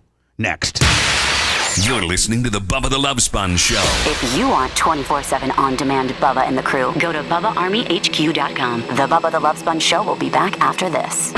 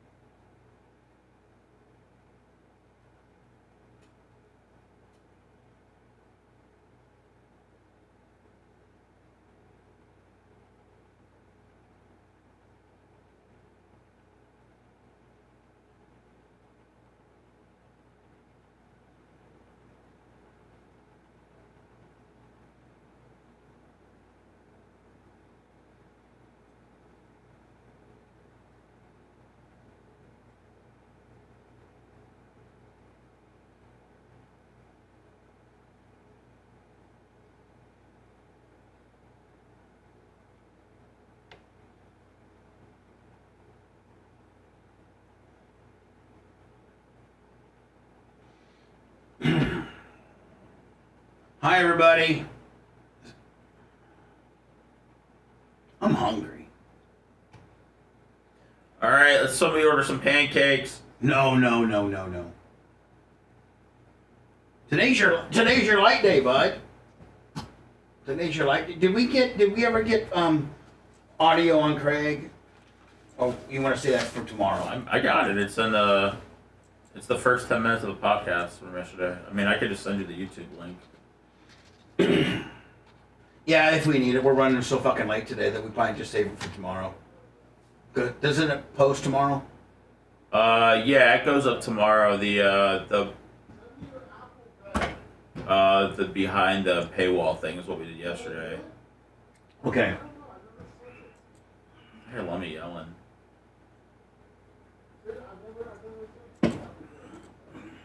He's like a big ogre, isn't he? Well, no, I would get concerned when he yells. Isn't that what they're called? Ogres? Ogres? Shrek or whatever. The Shrekers. The big fucking monster. The big guys are called ogres, aren't they? Yeah, ogre, yeah.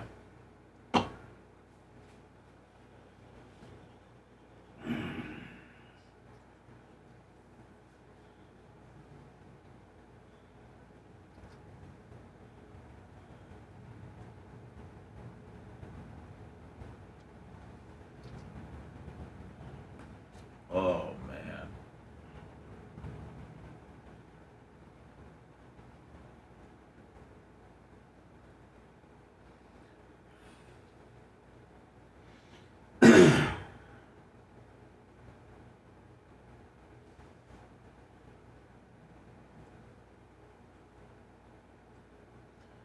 Sometimes the Celsius just doesn't work.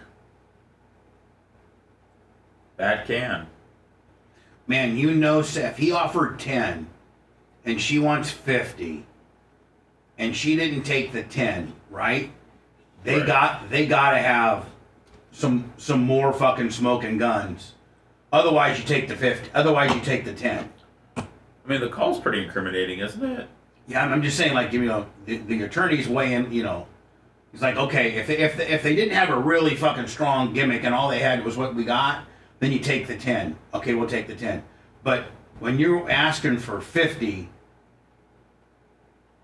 that means they got more in the fucking hopper, in my opinion.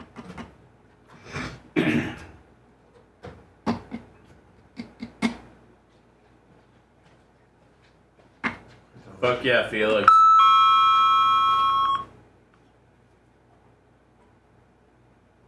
Damn, Berto, you're a hustler, man.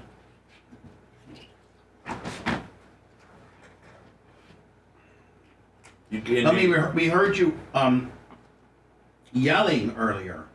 Are you okay? Yeah, I was just communicating with 7-Eleven. Were you? You sound like an ogre. I'm sorry. You know, it's not loud. I was just happy. We were celebrating 7-Eleven Macho Night. Did we get something? Just a lot of stuff up, but we were having a little bit of technical issues yesterday, and everything's flowing today again. So a lot of good content up on Bum Army HQ's getting up from 2011.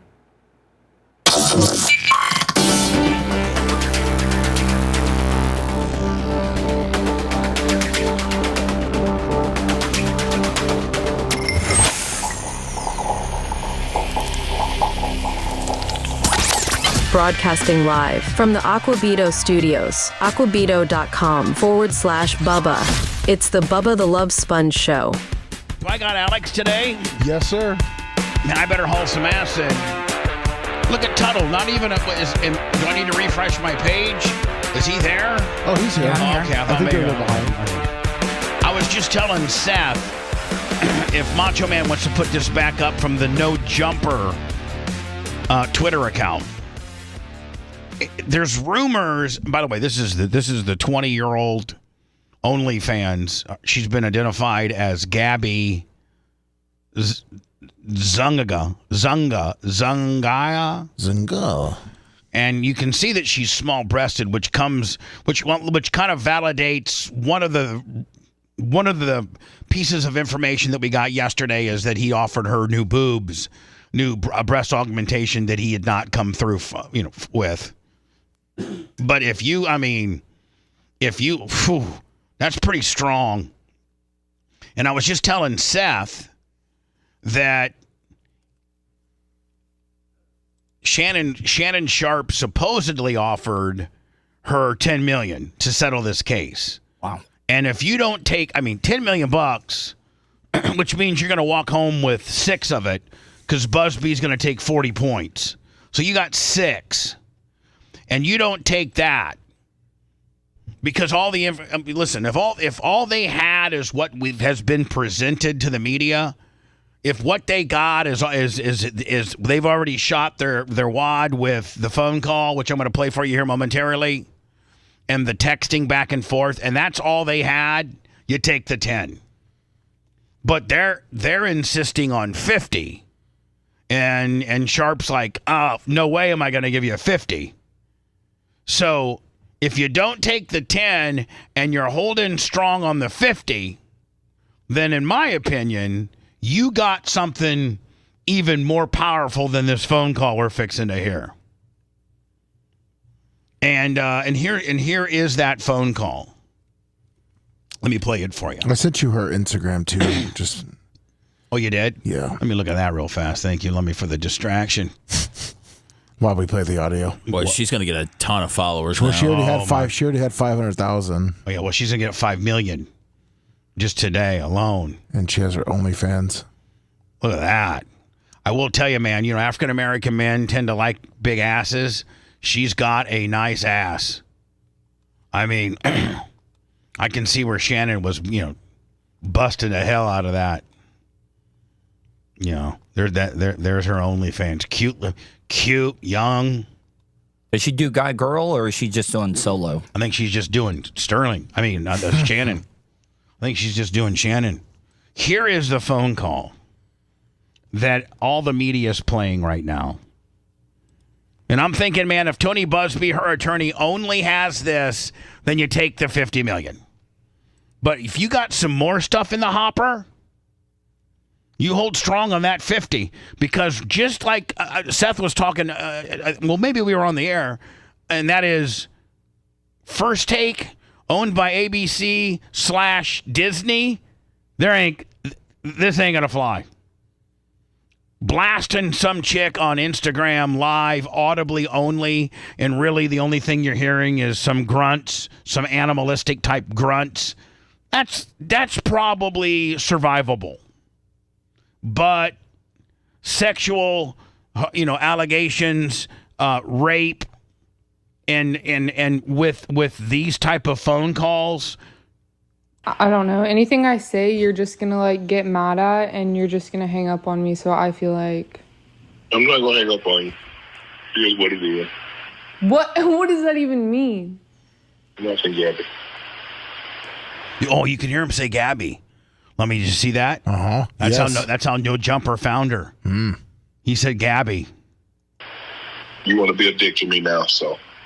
I don't want to be. Don't manipulate me. Oh, Lord have mercy. If you say that one more time, I'm going to choke the shit out of you when I see you. He said, if you say that word one more time, I'm going to choke the shiz out of you the next time I see you. What, $50? Happy birthday, Bubba. Thank you, buddy. Wolfie, I gotta get I need some fencing. I gotta have you come look at a place. And listen, the next time I see you, Was she recording or was he? I don't. I think She had to have been. She because her quality's far better. Well, I was gonna say, is that illegal? No. Okay. Some states aren't two-party. Isn't California just a one party? Yeah, I think it is. I gotcha. I think you're right, Seth. So, well, obviously, wherever they are is a one-party state because we wouldn't be able to. This would be an illegal situation. So, if you're Sterling Sharp and you say to her, the next time I see you, if you say that one more time, whatever it's beeped out.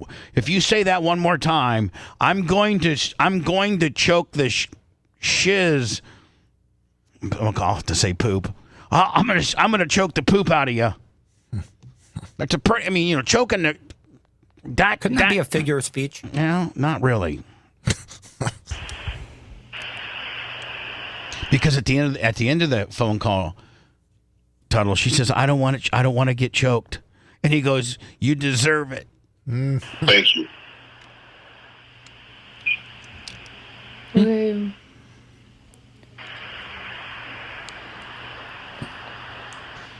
And by the way, it's a great phone call. I know. When you're talking to a 20-year-old that has nothing to say and no life experiences, that's what you get. Just straight nothing. Well, I mean, after you get threatened to choke, I don't know. She's you're probably right. trying to. You're right. You're right. David Katz on the PayPal, Venmo, Cash App for the birthday, for Bubba, for my birthday, at the Bubba Army. Thank you. I appreciate your kindness. John Kostika, $100. Bubba Army tips, happy birthday. Love you, Johnny K. You steel slinging son of a bitch. I love you. It How would about be the funny if Sicilian she- redneck? Let me Yeah, $50. Happy birthday. What's that total? What I was saying is, I wish she would have pushed his buttons a little bit, I like do Mel too. Gibson's old lady. Yeah. She should have said, "Oh, you're gonna choke me? You're gonna choke me? What else you gonna do to me? Get them all get them all riled up." And with every threat comes a ching. You got Busby over there giving her notes. Well,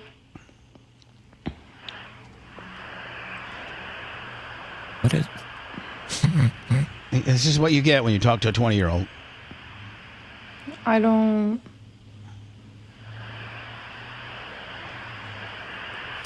All right. You know what? Right here. Well, I don't want to be choked. Yes, you do. I don't think you have a choice in the matter. And right there, Seth, that's what cooked his goose. The last 4 seconds of that phone call is what they're going to use to not rehire him or do business with him when she says, I don't want to be choked. He says, yes, you do, ... You don't have a choice in that matter. Ryan That sounds MSBS, like dirty talk. $20. Happy birthday. That might be dirty talk to two consensual adults that aren't suing each other with allegations of rape and sexual, misconduct. That right there, would you not agree, Seth? That's yes, you do ... You don't have a choice But in is the that matter. dirty sexual talk? I don't know. What if he got free use? What if? Yeah. No, hold on. The way that conversation where it was just silent, it didn't sound like he was really dirty talking. That was not a dirty talking situation. Give it to me. That was a crisis control call, and he said, I'm going to choke the crap out of you the next time I see you. and such a very uncomfortable. There's no talk. There's no like, yeah, tell me more, baby. What else you gonna do? No, it was just straight crisis control. Then she said, I think she knew she was setting him up because she brought it back up towards the end of the conversation by saying, well, I don't want to be choked. That's not sexual in any way, shape, or form. She didn't say, I didn't want to be choked, Daddy, but she said in a very concerned, sad type tone, I don't want to be choked. He says, yes, you do, ... Here's what kills him. And you don't have a say-so in the matter. Liz asked $59 and Richard Perry $20. Happy birthday. Thank you. Shannon Sharp's attorney just received the Pro Football Hall of Fame, made an offer to his rape accuser of at least $10 million, not to close out the case before it went public. Lanny J. Davis, who represented Sharp in the ESPN's personality civil assault against Jane Doe, said in a meeting with reporters Tuesday the proposal was doled out during mediations with the plaintiff within the last month or so. Now, Lummi, I didn't see this, and Is this the same? I think it's the same audio. Is this the same audio that we just listened and Gary Cantrell beeped? Because that seems to be the. No, it looks Did you and Shannon offer to settle these now. accusations? Yes, there was a settlement offer made by Mr. Sharp. I will only generally say to you that it was in the tens of millions of dollars demanded by the plaintiff. So again, listen, this is all new. And listen, you don't offer that type of money if you're not concerned about what you have said and done and what they potentially have. That is a lot of money.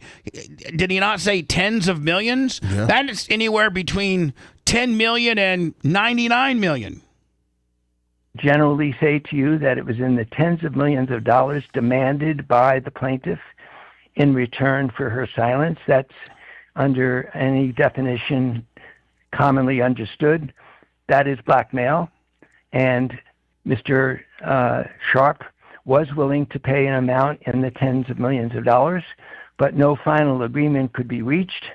And we thought we were still in the middle of discussions when, without warning, the mediator, who's a retired judge, ourselves as lawyers, without any prior warning, still thinking that we were close to a final agreement, the plaintiff and her lawyer from Houston filed a case in Texas publicly accusing my client of lies and willful, harmful lies by using the rape word when it was she knows, 100% knows.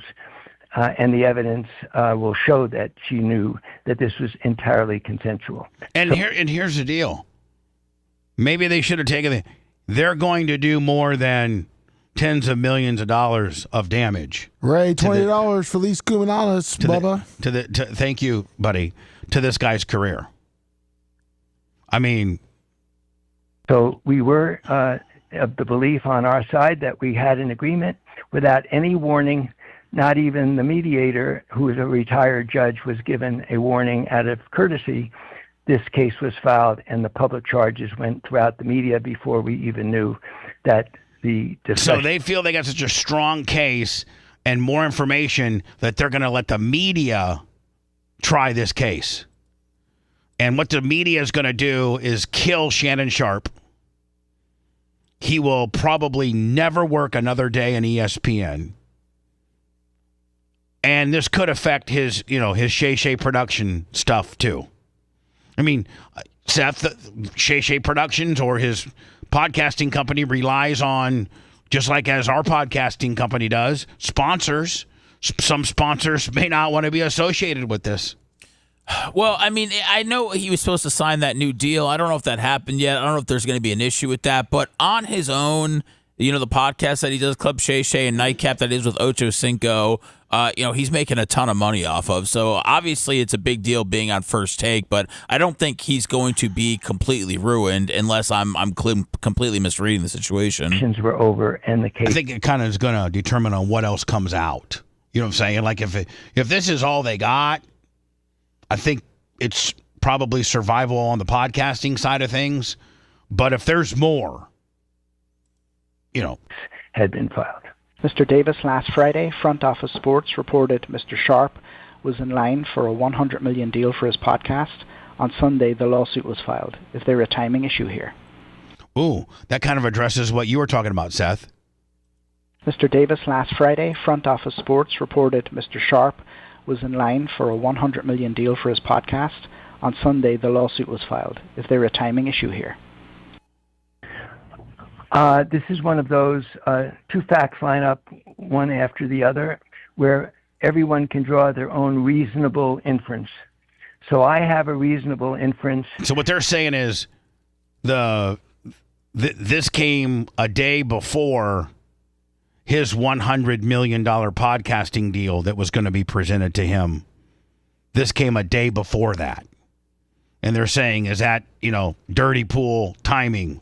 It's my reasonable inference. Others might disagree that they're very related, that this plaintiff was looking for money.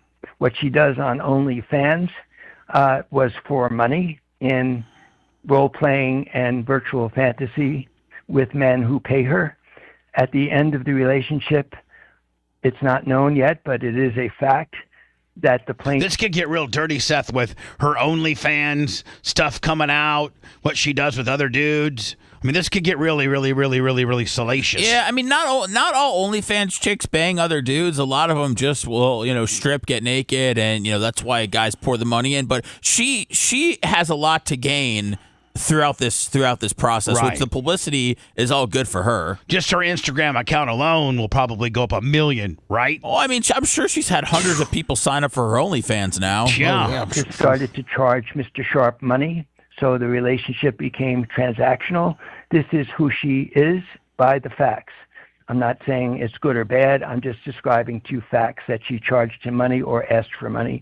She's on OnlyFans and charges people money to do role-playing, and that for that reason, I'm going to let the inference be decided by everybody that her knowledge that Mr. Sharp was about to receive a very lucrative contract based upon his talent and his abilities, and he's extremely capable on television and very knowledgeable, not only as a great former professional athlete, but I believe as a very credible and likable television presentation, that he has great value in his podcast and his positions on television.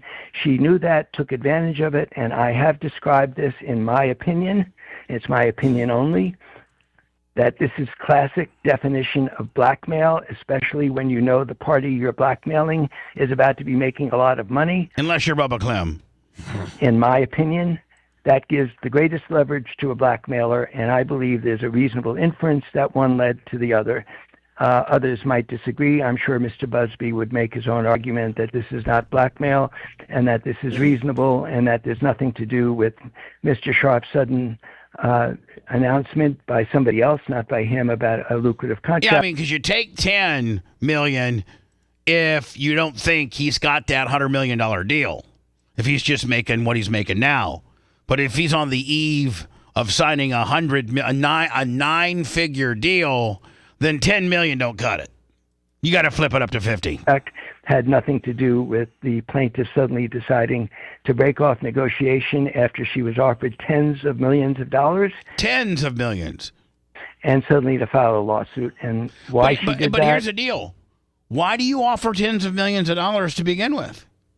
Because you've obviously done something wrong. If you have the data to show that you didn't do anything wrong, you tell the bitch to pack sand, don't you? But paying out, is that an admission of guilt, though? Maybe you just didn't want the trouble. Paying out is an admission of cover-up. You don't want what they have out. And why her lawyer did that is up to them to explain. The next question is coming from Edward Lewis from TMZ. I just want to be clear, Mr. Sharp did make his accuser an offer in the tens of millions of dollars range, correct? In the multiple of 10. That's all I'm willing to. In the multiple of 10. So that means more than 10. That means 20 and above. say at this point, but yes, the answer is yes, in multiples of 10 million, more than 10 million. I'd like to condition my... That means at least 20, probably 30, 40. She said no. That means if he's willing to give that much, and that means she's got the goods. She's got him. She has got him. If he's coming out of the box and the attorney's verifying that it was in the multiples of 10 million, more than 10 million, meaning 20, 30, or 40, and they turned it down, that means she's got him. Last answer. And he, on the eve of him announcing a 9-figure deal with his podcast, this guy's done. This guy's going to be blackballed more than me. As I was not in the room. You know what? It really puts my sex tape into perspective, of the penalty that I had to pay for it. And it was really nothing. It was really nothing. It was a minute 49 that was up on the internet for a couple days that Hogan won $141 million, and it ruined my life. But it kind of shows you that mine wasn't really that big of a deal because it was never properly prosecuted. It was just shoved under the carpet because I was the bad guy. For the mediation effort, it is possible it is only 10 million as the last offer.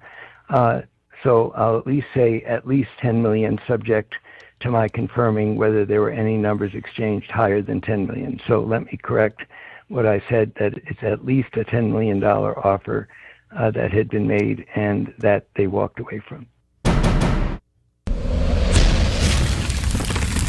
You don't want to see this. Viewer discretion advised. You're gonna need some. Okay, strap yourself in because we're about to tell you something that's pretty shocking. So you know the story about Shannon Sharpe being sued by a woman. It looks like a former girl. Go take a break. Yeah. Especially with Stein coming up. If you love that segment, then check out BubbaArmyHQ.com and do a deep dive on past shows. The Bubba the Love Sponge Show will be right back.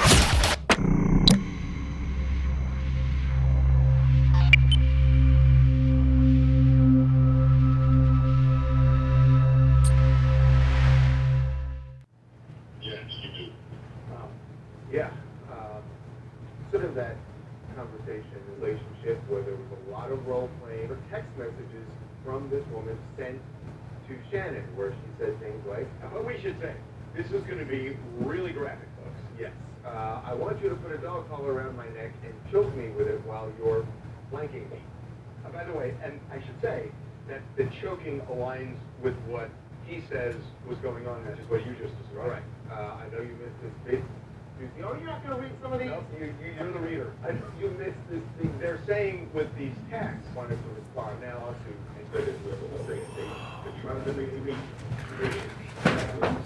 It's not actually taking another break. 30 seconds. Yeah, I take another break. The 30 seconds, right. And what makes clear knowledge of what Shannon, look, we need Shannon's side of this more. Doesn't mean that he, Blair said, may, for malicious... I just pause for a second just to consider validity, but this is a very unique case from his last debacle because these two very clearly know each other.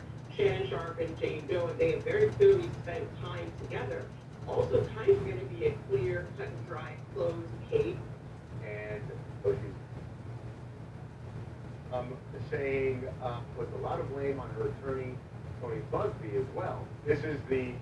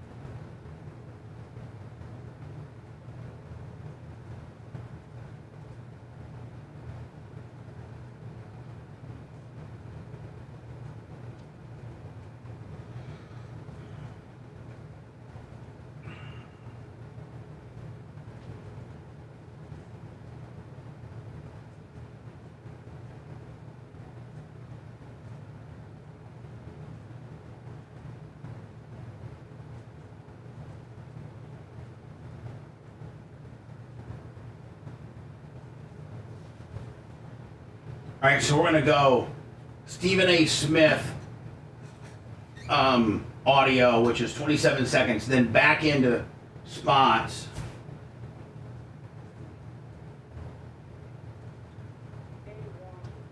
Ignore these signs, okay? The Rizzlers rise, the Popes fall, and Bezos' penis-shaped rocket goes straight to space. All three happening at the same exact time. Is the Rizzler the reincarnation of Hitler? I don't think so. I'm only a brain. This Lin Tan got accidentally arrested. We want to get him out of jail. We're definitely. Really nice. You know that it's a multinational corporation. Yeah, let me ask you a question. Do you support the Republicans or the Democrats? Neither. Well, so then maybe we'll find there you go. About Luigi Mangione. I'll get rid of that. That's wonderful. It's the people that don't want to talk. Political class across all, Lin got accidentally. So let me. Yes. Seth. Yes. We're gonna go to the. We're just gonna go to the. We're gonna do the 27-second.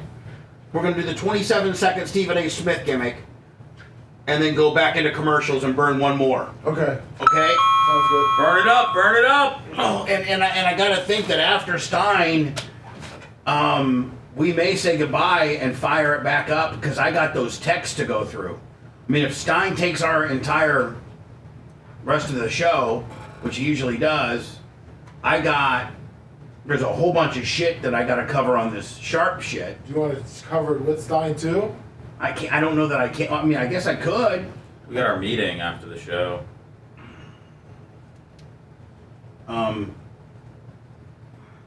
Yeah, and we have our meeting after the show.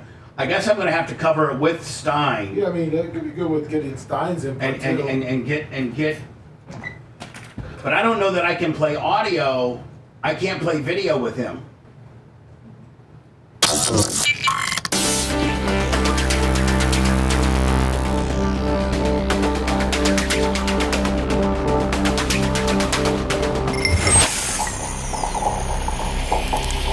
I'm way behind.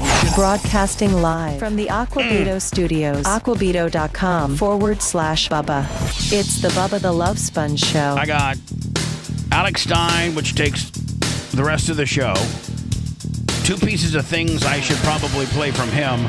I don't know about the Rizzler thing. I don't really think that was that funny. The communist thing is pretty funny. Here's Stephen A. Smith's reaction to this whole Shannon Sharp deal. And I think one would agree that Stephen A. Smith pretty much runs ESPN. Or has a very, very, very influential role on the potential decision makings at ESPN. Him and Pat are the top 2 guys, right? Yeah, him and McAfee, I'd say. Yeah. McAfee has not gotten involved in this. He stayed above the fray. Stephen A. addressed it on his own personal podcast yesterday. Just a couple of days before this report came out. In my perfect world, he moves on. And somehow, some way, we find this all to be false. But it doesn't seem like that's the way things are about to go down, considering who Mr. Busby is and how emphatic his client is proclaiming that she is right and she's telling the truth. Just a couple of days before this report came out. Doesn't seem very optimistic. Let me play one other piece of audio, before I go to words, because I cannot play video when I have Alex on. This is Shannon's response. I will tell you this, Seth. He's on the offense of this. Like, he's not. A lot of clients would say, let's let this die down. Let's see where it goes before we start responding daily to accusations. By the way, 980 thumbs up. Let's get that over a G-ball. So we can play video with Stein. Okay. It will just cover Stein's face, but let me just play this and get it out of the way. I don't know if I'm an attorney that I have Shannon Sharp daily address the allegations that have been thrown his way. To my family, friends, supporters, and colleagues, I want to speak to you directly and from the heart. This is a shakedown. I'm going to be open, transparent, and defend myself because this isn't right. This is all being orchestrated by Tony Busby, who has targeted Jay-Z. Tony Busby targets black men, and I believe he's going to release a 30-second clip of a sex tape that tries to make me look guilty and played into every stereotype you could possibly imagine. That video should actually be 10 minutes or so. Hey Tony, instead of releasing your edit, put the whole video out. I don't have it, or I would myself. You know what happened, and you're trying to manipulate the media. The encounter in question took place during the day at her invitation, and now that appears to be a deliberate setup, coordinated by Gabby, also known as Carly on OnlyFans. Gabby and Tony Busby want $50 million. What they're getting is sued for defamation and trying to take me down. My career is all about real talk and honesty. I know my family and fans know exactly what this is about. And I'm going to be out there telling you whatever I need to say, just like I always do. I love all you guys. Thanks. She has some pretty discriminating texts. Have you seen them? Oh, yeah. Yeah, it's Shannon Sharp sex tape coming. Yeah, I mean, I need to get my documentary out. In fact, I told the documentary people yesterday, I'm like, man, stop. Let's get this out. Yeah. This is a big sex scandal. My Lord. Let's get it out. Let me do some words. We'll get Alex on next, okay? If you want 24/7 on-demand Bubba and the crew, go to BubbaArmyHQ.com. Right now. The Bubba the Love Sponge show will be back after this.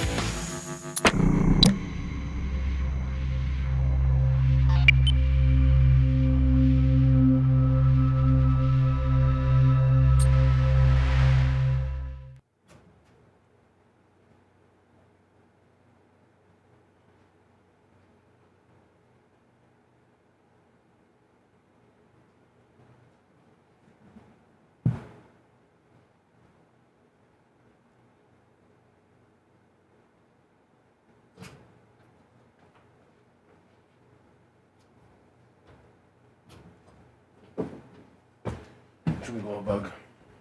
It's looks like cupcakes. Well, okay. I don't know what You kind. want one?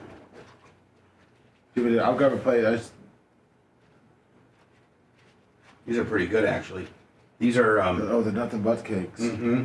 I'm gonna have you show the camera. All right. Seth, you want one? No, I'm all good, thanks, man. Pretty good, Seth. I'm all good, thank you. Red velvet. They're expensive too. There it is. Somebody's on the warm. I'm sure it's Alex. No, it's 813. Well, when you go to this one, show.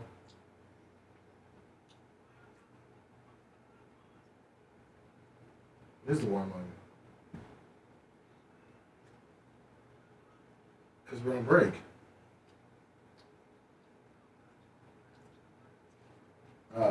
We got Alex on next.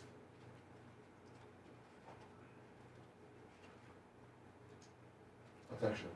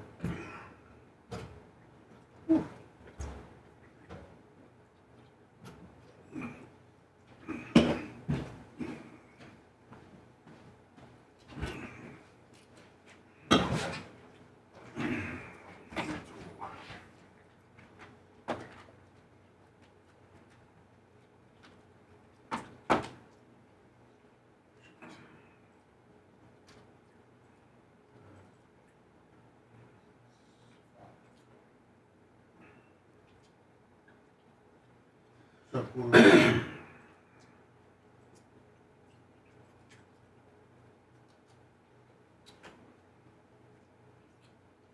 he's in Atlanta. See, Seth, you could have a backdrop like that of, say, of St. Pete. No, I know. But he's actually there. Oh, is he? He's in Atlanta. Oh, that's. I'm pretty sure that's Atlanta. That's the stadium. It's either Atlanta or New Orleans, right, for the Mercedes? Yeah, like that actually might be his hotel room? Yeah, I think he's in Atlanta. Yeah. And I think he's going to Georgia, West Georgia. I think he's going to West Georgia today.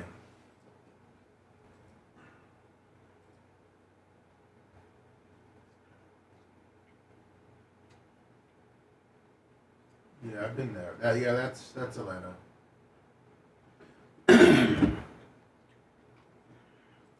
One minute.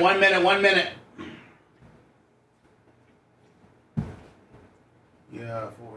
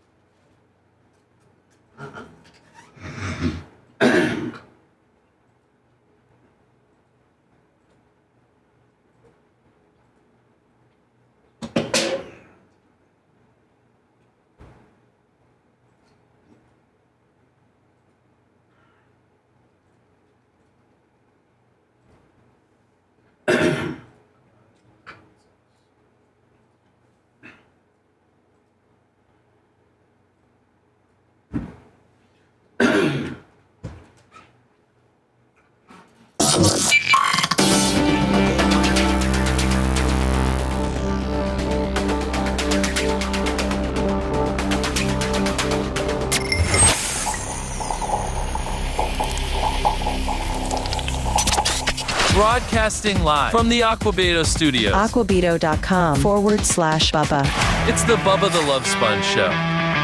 I thought that maybe that was a backdrop from his luxurious duplex outside of an affluent area in Dallas. You said, Seth, you can have a backdrop like that. I said, well, he's actually there. I actually turned to Seth and go, Seth, if we do your show from your house, we can actually have the St. Pete Pier or something like that. And it's my understanding that that's actually where you are, Alex.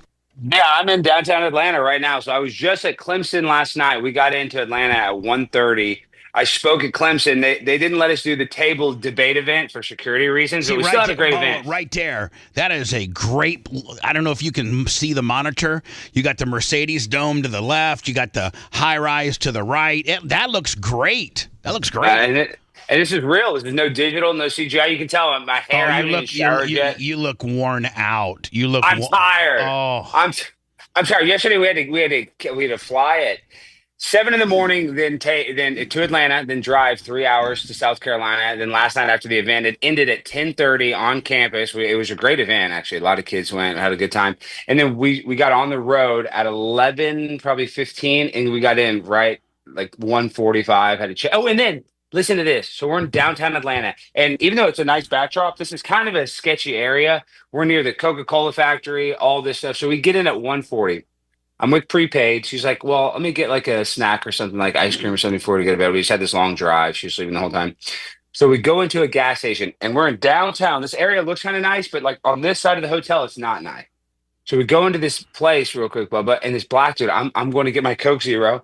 And there's a black dude in the aisle just staring at me. And we're in a dumpy gas station that looks, a gas station you wouldn't want to go into, like a liquor store type gas station. You wouldn't even want to buy gas in. And he's looking at me real quick while I'm buying I'm getting my soda out of the thing. He's just staring at me. And I walk by him. He's like, hey man, can I have a couple bucks? And he's dressed kind of nice. He's like nicer shoes on. He's a black dude. He has dreads. And I was like, I don't have any cash on. He's like, can you give me some chips? And I'm like, okay, all right, fine. And this is it. Remind me, this is 2 in the morning. It's one black guy, one Asian guy sitting in the gas station, me and prepaid. So I get him the chips. And I'm thinking like, all right, let's just get in the car. I don't even want to deal with this guy anymore. It's because I thought maybe if I didn't buy him the chips, he would rob me. That's really the impression that I got. I thought if I don't buy the chips, I'm like, let me just get him the chips. And I'd much rather give a guy, $1.59 or $3 chips than $5 because you know that he's going to eat it. He's maybe hungry and he ain't going to go buy a crack rock from it, Well, there's two things. It's funny. Of course, I said yes to the chips, and he pointed to like these Doritos. But then we get to the counter, he has a huge bag of the hot fries. So it went from let me get one. You know what I'm saying? He's pointing to these chips, but then when they get to the counter, he's got a bag of chips like this. You got to appreciate the hustle. Of course, and that's what I said to Pace. Honestly, I'm happy. He wanted the chips, and even if he went and sold the bag of chips for crack, I'm like, I respect the hustle. At least he asked me for the chips. Right. Like, I get it. He sold the chips for crack, whatever. That's it. That's on him. So I give him the chips. He has the big bag of chips. He does the rope-a-dope on me. So I get in the car. I'm like, gosh, that black guy, something felt weird about it. The way he was waiting for me to ask me a question. We were the only one in this little gas station. It was awkward. It was weird. So then we just drive to our hotel right around the corner. And through the alley, we see the black guy with the chips. I'm like, what the? I just gave him the chips. And we went around, but he beat us somehow. He's walking. He's on foot. And he beat us to the hotel. I'm like, how did he beat us to the hotel? But obviously he went down some back alley. We had to go around. So we're parking our car. He walks behind our car. I'm like, what's going on? Paige and I are kind of getting like, what is going on? What is going on? Well, it ended up being really not a big deal. He's like, I guess, a guy that lives in this area. After we got the chips, we went inside the hotel to check in. God, that's just the exact reason it turned out to not show. You're good. Sorry. No. There we go. Right there. You're good. Yeah. Sorry, Mike. I got a phone call. So what happened was after the chips, we see him at the hotel. We're like, what the hell is this guy doing? Is this guy following us? So we went into a different way. And then I went to the lobby of the hotel to check in. And he's just sitting at the hotel using the free charger. But I should have taken a picture of this black dude. He was dressed nice, but he had these long dreads. He looked like the Predator. He looked scary like the Predator, but skinny black dude. It was just a weird night. Atlanta has been very Now, what do you got? So you had Clemson last night. Was that like a stand-up, speak-up gimmick? Yes, that was. And like I said, we were supposed to do the debate thing, but the school shut it down 2 days ago, so we could only do the night event because they don't have enough cops. They don't have enough schools, safety resources for the students. When you go and book one of these, is it a two-part series? Is it an outside, like on the quad event, and then it's a later on in the classroom kind of? Is that how it goes? Well, usually that's how it's been going. But like tomorrow, I'm going to West Georgia. That's like 45 minutes from where I'm at in downtown Georgia. That one, we're just doing the tabling event. We're not doing a night event. Really, the tabling events are actually more popular. Like you've seen Charlie Kirk's clips where he says thousands of people. Now, are they calling that stand-ups? Are they calling? No. His is called "Prove Me Wrong." So I was trying to come up with his called "Prove Me Wrong." What is yours called? What I told you? Step Up, Speak Up. Yeah. But I think next semester we're going to change it. I don't know to what, but yes, this tour has been Step Up, Speak Up. I wish I had a picture from last night, but yeah, we use the slogan you came up with. Do the colleges pay you to come, or you just get permission to come and create content? No, they pay me. They paid me last night. That was really good. They have a really good chapter. The treasurer paid me last night, which was excellent. So, I get paid. And I mean, I could actually, and this is why I love Turning Point. If I really wanted to be a stickler, I probably could get paid more. Not that they don't pay me decently. I don't get paid like Charlie Kirk or anything. But I probably could get paid more, but because I get the content out of it, Bubba, that's why I don't try to push it and try to, I try to make it easier for the chapters to book me. Yeah. So at that point, they're like, "Hey, man, Alex Steins is get him a hotel room, get him an airfare, and he's easy peasy. He's not a lot. He's not a lot of money. Meanwhile, keeps you on the road, keeps you fresh on the content, and every event you get 2-3 pieces of content, Of course. And last night we got some good content. Even though there was all fans that came to the event, last night's speech was actually really good. We played some of my classic hits, and the crowds were laughing. I'm actually going to post a clip of me playing Ronnie the Rat. I'd never seen the room laugh so hard. I'm going to, when I speak at the Chapter Leadership Summit, I got to play 3 of my top videos. They were dying laughing where I wore the furry suit and talked about trans species. But real quick, if you only have a couple more minutes, you only have me on for a short time. What did you think about the Pat McAfee thing on Fox? On ESPN? I thought that was great how everybody was going, wide open, talking about Paul Heyman, talking about they're smoking weed and Stephen A. Smith. I love that. Paul Heyman was just bringing the hammers, but I mean, Paul, that's all been kind of overshadowed with the Shannon Sharp stuff. And the Shannon Sharp thing, that girl, first of all, I was reading this text message. This is, but I want to get your opinion. You're more of an expert on this. But if it's true that he offered her $10 million, and I've seen all kinds of stuff in history, even if you have a leaked sex tape, it'd almost be better to keep the $10 million and just let her do whatever. $10 million. Hold on. Before you came on, we had the TMZ report that had her attorney talking to the press. Busby. and how his attorney spoke like this guy was Bugsby's spokesperson or whatever, and he said that it was tens of millions of dollars they offered her. Now, my question to you is, if you're Shannon Sharp and there's nothing there that's going to hurt you, you know, you just like the Instagram live deal. That didn't. I mean, you were just blasting a chick. You had some animalistic type, you know, grunts when you were getting your niz, and you survived that. ESPN, but unless there's some really damning things yet to be determined, you don't offer somebody for 30, 40, 50 million and then go on the offense every day to combat what she's saying with your side of the story every day. I think this is going to get really salacious, and I think that ABC/ESPN/Disney, and Seth thinks the same thing. I don't think he survives this. No, because this is the second time. Of course, that first gimmick where he has sex on the Instagram live stream and they just hear it, they kind of laugh that off because that's offensive, but they don't really care about sex. But what's going to happen with this, and I'm just purely speculating, but I have a pretty good opinion when I see him offer $10 million, is that him and her have a sex tape, and he admitted that they have a sex tape. But I have a feeling in this sex tape, it's not just normal sex tape. You know, it's probably some real kinky BDSM stuff.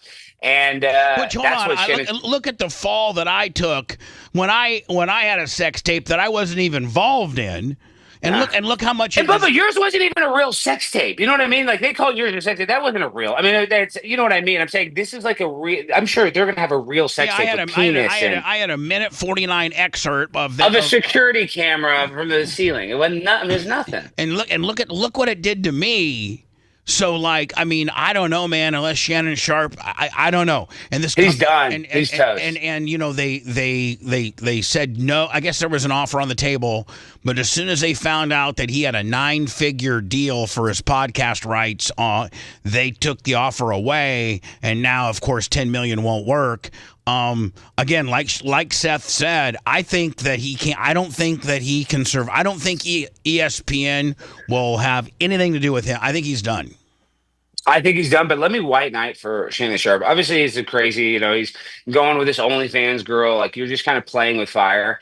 But I do not think that he raped this girl. I just want to put it out there. I think he's going to lose his job. I think all this bad stuff can happen. I think he had a sex tape, but I don't think he raped this girl. Well, do you think that? I mean, no, I don't think he raped her. I think it was all in. I think here's the deal. Consensual. I think that they had a history of having some real kinky stuff. The choking, the daddy, the role. The text message said it. She said, "I want you to abuse me," in a text message. You know, the fish hooking, the ball gagging, you know, all the stuff. I think they had all that. And then after the Michelle Instagram live deal, old girl gets her feelings hurt. She's mad. She completely flips the script on them.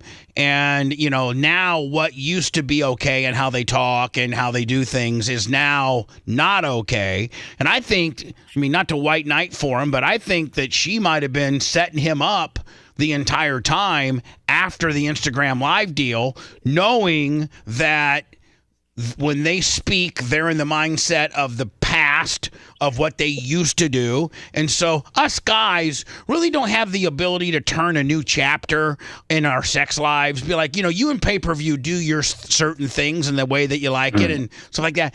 You can't just do a 90-degree turn and go opposite of what you guys have been doing for years. And so they've been doing all these kinky, crazy things consensually for years, and now that's a problem. So I think that's a problem for her. But I think America never wants to pull for the man on this particular situation, and he's. I think that there's some very, very outside of the box, less than conventional Little House on the Prairie missionary style positions. I mean, I think that there's some real kink here that I have no problem with, but ESPN would, and the people that would potentially going to give him 9 figures for his podcasting would, and he could become, you know, I mean, he could be for lack of a better term, blackballed. Yes, he could. He has that show, Ocho Cinco. So I mean, if he's And he is smart. Shannon Sharpe, I mean, I know he's kind of a little perverted, but whatever. Doesn't make him a dumb person. I think that he can still have a career. It won't be as huge, but I think he can still podcast. He's still entertaining. He still have a following. But I think ESPN has Disney's just not gonna. They're not gonna let this happen the second time. Considering the first sex tape was just audio, and in that sex tape, in those text messages, she says, I didn't give you permission to stick it in my butt. I didn't. I know. So I bet I in mean, that I'm saying in that sex tape, there's probably all kinds of she anal. was like, listen, I want you now. You got to start wearing a condom, and you wouldn't. And so, there's a lot of problems for him. Even if they had a really, really kinky deal going on, and imagine he said some. Imagine this. Imagine how the sex would be nasty, but imagine he says some weird stuff. When you're talking dirty. Yeah. Imagine the words that I'm saying. Just the words that he said in the video could almost be just as bad. Just the PG-rated Instagram Live was, call me daddy. Bring it home, daddy. What if he's like, I'm your big, there could be some audio. There could be some audio. Sometimes the words will get you more. Ask Hogan. Sometimes the words will get you in trouble more than the insertion. Mm-hmm. If they turn down, because the attorney today, we played it before we had you on, he said the offer that they had with a mediator who was a former judge, they were still in negotiations. This was an ongoing negotiation that got cut off the minute that Bugsby found out that he had a 9-figure offer. But he said the offer that they were working on was in the tens of millions of dollars. So that's more than 10 million and less than 100 million. So in that ballpark somewhere. And if you're her and you really don't have a slam dunk, absolute red herring gotcha moment, you take that 30 million, you take that 20 million, because you don't have anything more than what you've already shown the public. You got some text messages, you got a voicemail that said he's going to choke you out and you're going to like it, whatever. You take that 40 million. But if you got something that is just wow factor, then you don't take it. And so that's why I'm scratching my head as to why she didn't take that 30-40 million bucks.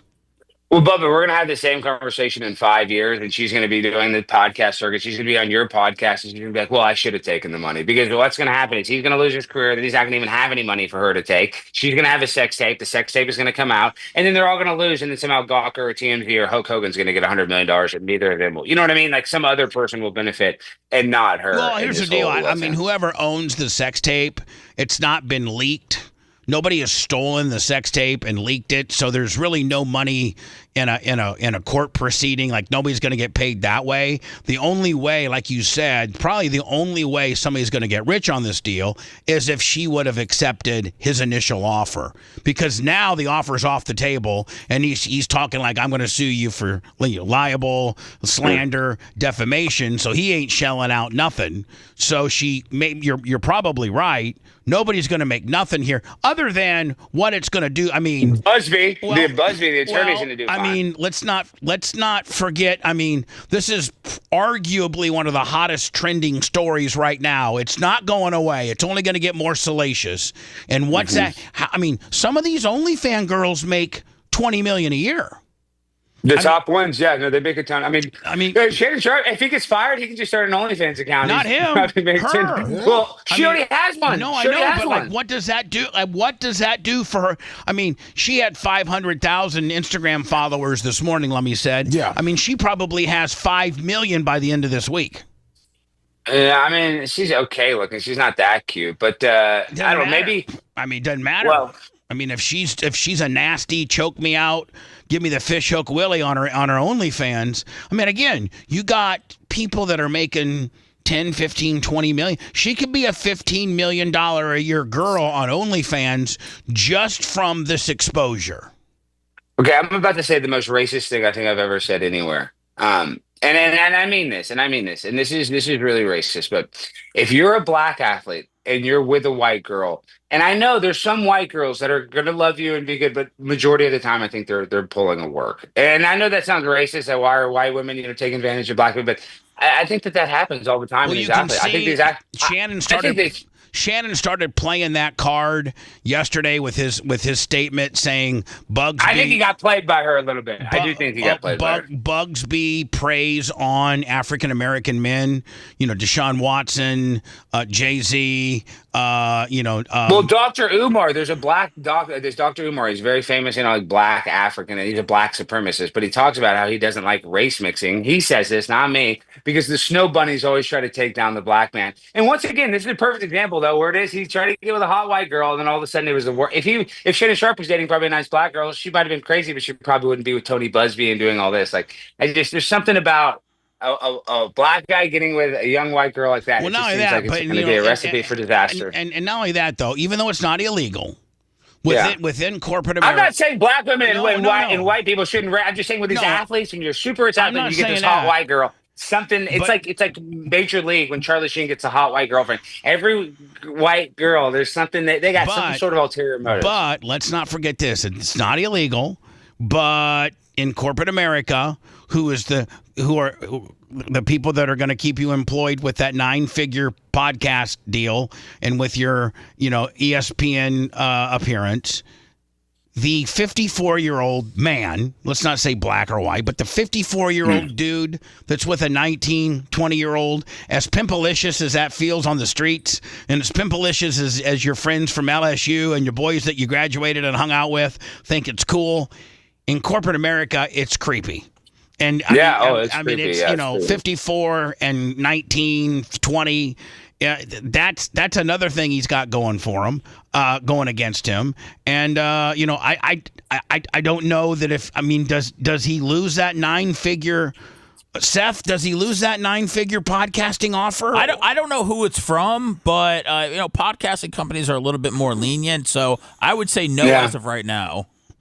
Yeah. Well, he's got that show with Chad Ochocinco, so I don't know if they're under any contract or anything, but if him and Chad still do that night show however many days a week, they're going to get viral clips. Like, he can still be somebody, but if he loses his man, he was the next Stephen A. Smith. He beat out Skip. Like, he literally he beat Skip in the theory of things. So man, he's on the rise. Hey, if you were straight gangster and you were the man, Skip Bayless would reach out to this girl and have her on the air today and start dating her. How badass would that be? But then Skip has a lawsuit too. The hairdresser's trying to say that Skip propositioned her to have sex for money, which I don't believe either. Skip settles that and says, "I got me Gabby over here on the backside. Me and Gabs." Woo! Oh, and then what's her last name? Isn't that weird? Her name is Zuniga. Zuniga. Did you see her last name? Yeah, I didn't know how to say it, so thank you for pronouncing it for me. Well, that's legal. I'm allowed to say that. I'm just saying, isn't that weird? Zuniga? Oh, why? Zuniga. Her name is Zuniga.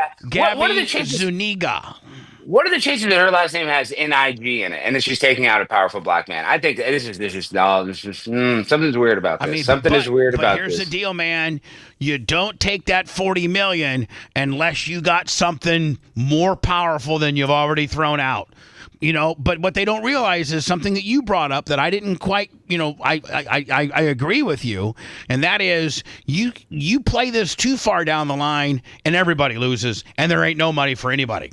It looks like she's only making from her subscribers on OnlyFans is about $210,000 a year. 210. Yeah. And then she got sugar daddies on top of that. I mean, that's just like a base 210. Well, they said in the report that we played today that it went from him and her just blasting and being boyfriend girlfriend, that towards the end she was making him pay for it.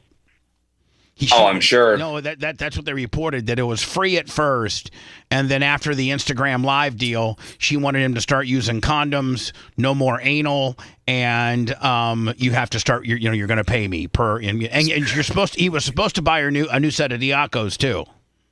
Wow, he's supposed to get her boobs. When she had that phone call with him and she was talking to him, and he's like, "I'm going to choke you out next time I see you." She was talking on that phone like she was trying to goat him, and she's recording it. Well, so she I think, and then she reiterated at the very end.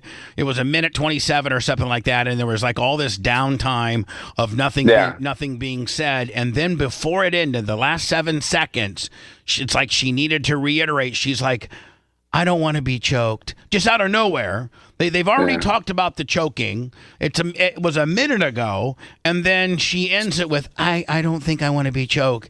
But what kills him is, like, if it just would have hung up on the bitch, but what kills him is he said, you're gonna be, and you deserve it. Now that, oh my God, you couldn't have written it worse for him.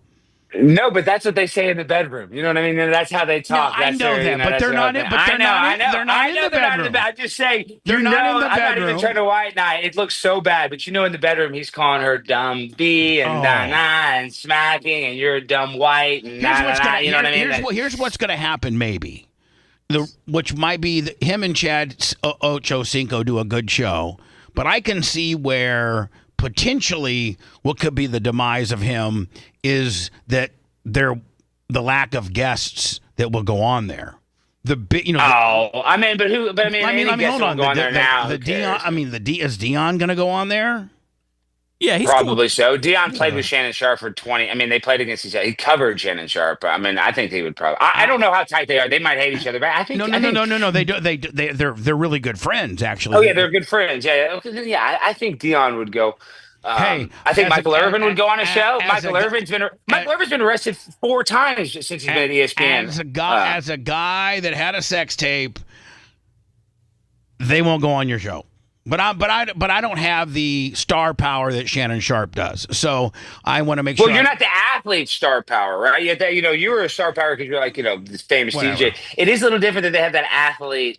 If it was a non-athlete coming on his podcast, yeah, there might be like a famous actor trying to plug his movie or something. Famous actor. You know whose opinion I would love to get on would be Cat Williams. I'd like to get Cat Williams' opinion on this because Cat Williams would bring it. You know what I'm saying?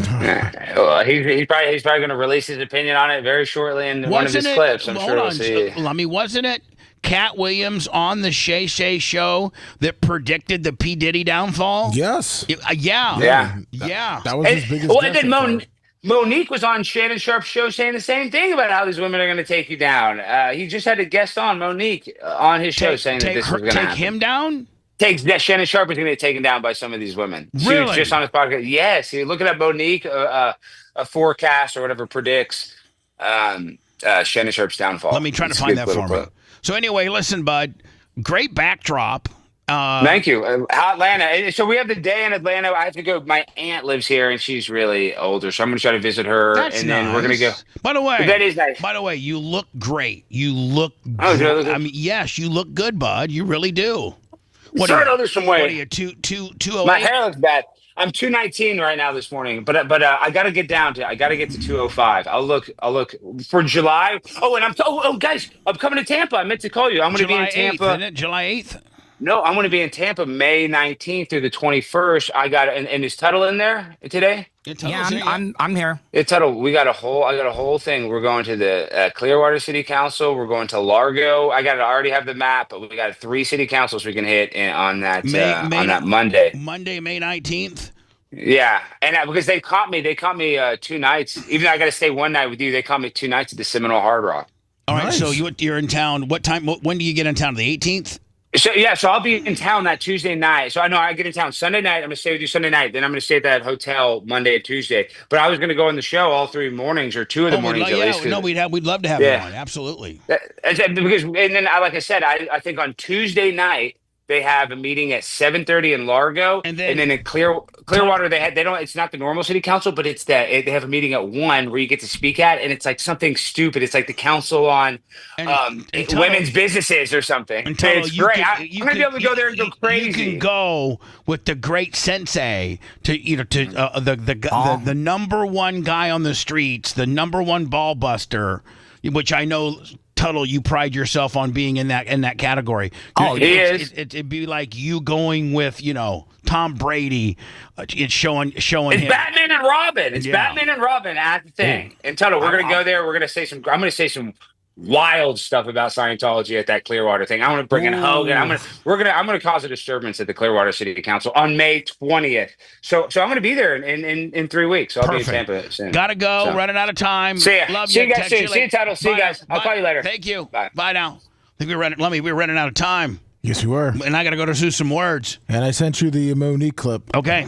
Want to listen to the show on demand and on the go? Enlist today at BubbaArmyHQ.com. Sign up and start listening. The Bubba the Love Sponge Show will be back after this.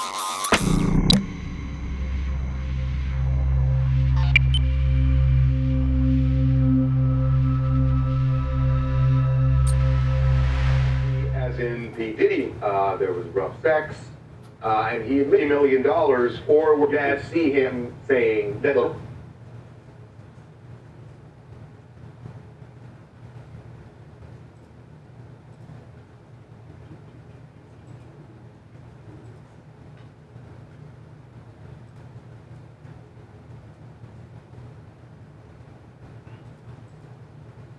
Bubba, I also sent you just a little birthday message.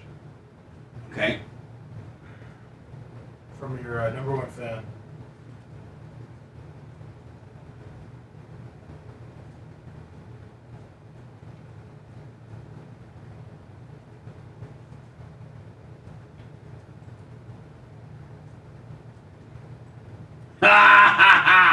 Oh, I gotta play. All right. Fucking A, Lummy. That makes my day. I'm gonna put this up here. He sounds shot out of a cannon too. Oh, he is. Okay. My kid is shot out of a fucking cannon. He is shot the fuck out of a cannon. this date for me. Okay. So we'll end the show with those two, okay? All right. Sounds good.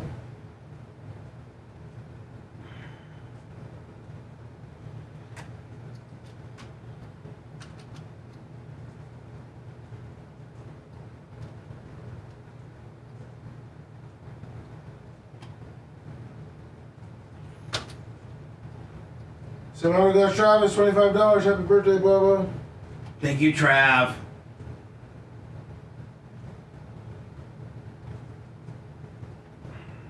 Tuttle, good job. I don't know if you can hear me or not. Tuttle, great job today, buddy. They're offered or combo meat. Season. If you plan on getting it a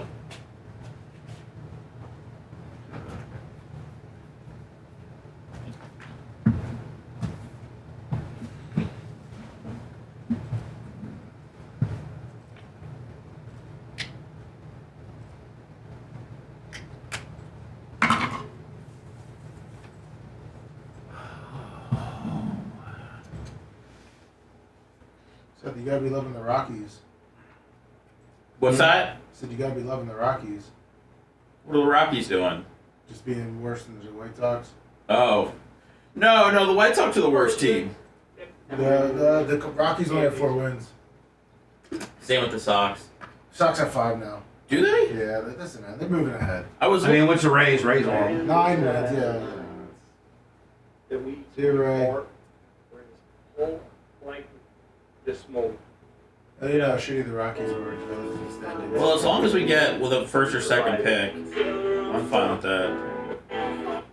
Heavenly Father, God of heaven and earth. Got that lottery. Baseball lottery now. Yeah, that bullshit. This fucked all the. Yeah. It's gonna fuck a lot of teams up. Yeah, the White Sox got fucked last year because they were the worst. They only picked 10. But they're eligible to have a top pick this year. I mean, can you just imagine if fucking Skeens was last year and they got fucked on it? And the franchise-changing player. Yeah, for sure. MLB just no.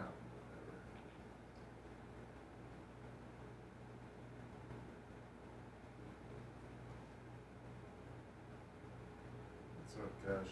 Community gathered for a funeral service, returned fire. False. To say you're in that $20. Always sad. Happy birthday.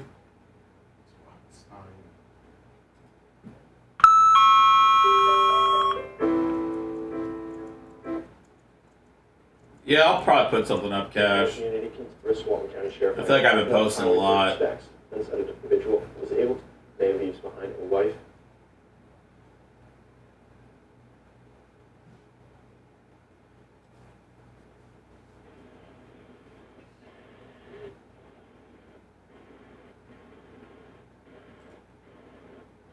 Really waiting for a lot of my football Bowman U to sell so I can turn that money around.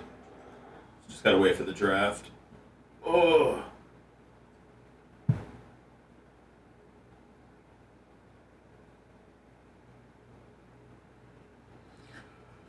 Birthday from Jamie.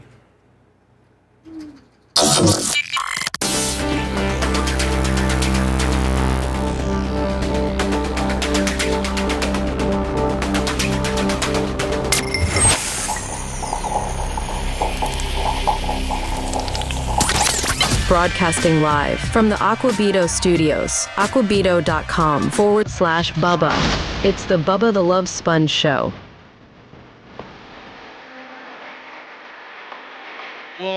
We'll wrap this up right now. 2 pieces of audio I'd like to play. We'll keep Tuttle on with regards to having him video, and then we'll go into a staff meeting. Well, we're probably going to have the staff meeting on with headphones. Yeah. What I'm thinking. Uncle Eric, $30. Happy birthday, Bubba. Thank you. Let me check my PayPal, my last minute PayPal, and thank you everybody for the birthday wishes. Thank you so very much. David Katz, the last on PayPal. PayPal, Venmo, Cash App, all at the Bubba Army. Yeah.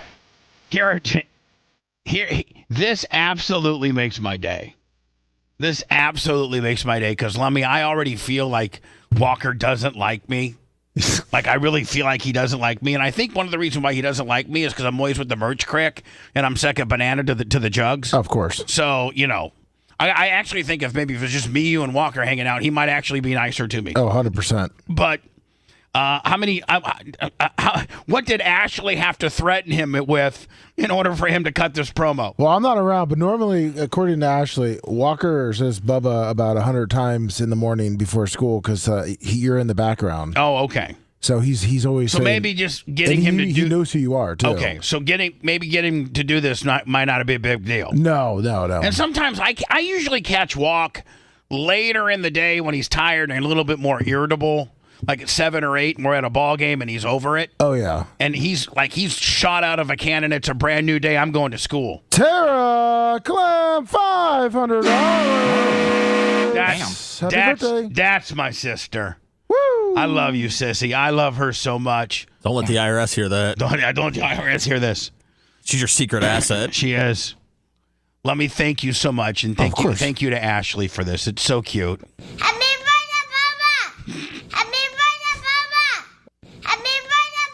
Shot out of a cannon. Oh, he is in the morning. Ready to go to school and look at chicks. Yep. Here is the video that Alex said Monique, African-American singer, that Shay Shay had on predicting his downfall.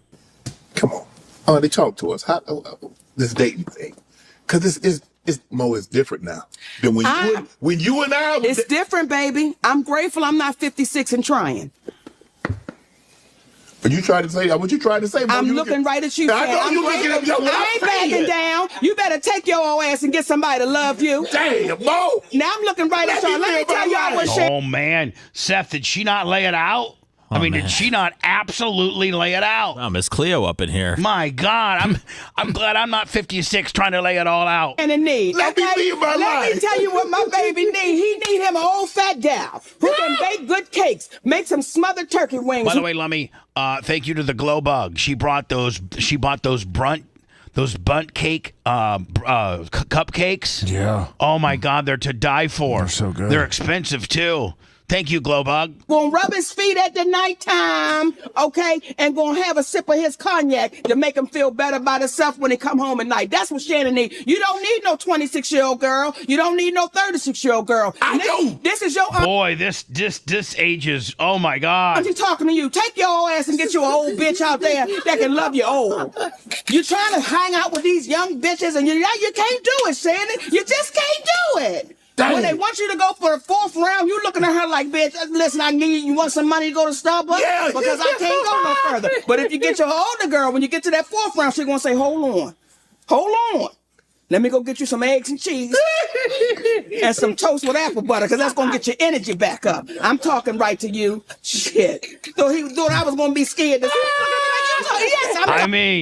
she absolutely laid it out. And I know an old gal, she'd be good to you. Her name is Elladora. Now, when you know somebody named Elladora, she's old school. Now, Miss Elladora told me to tell you. She said, I think he like red velvet. Oh, I do. I say, Miss Elladora, if he do like that, she said, you let him know I got something for him. Yeah, I like and she red don't velvet. have no teeth. Come on, pick your glass up and clack it for me. I love Come red on now. velvet. I These love young red gals will velvet. bite you. Okay?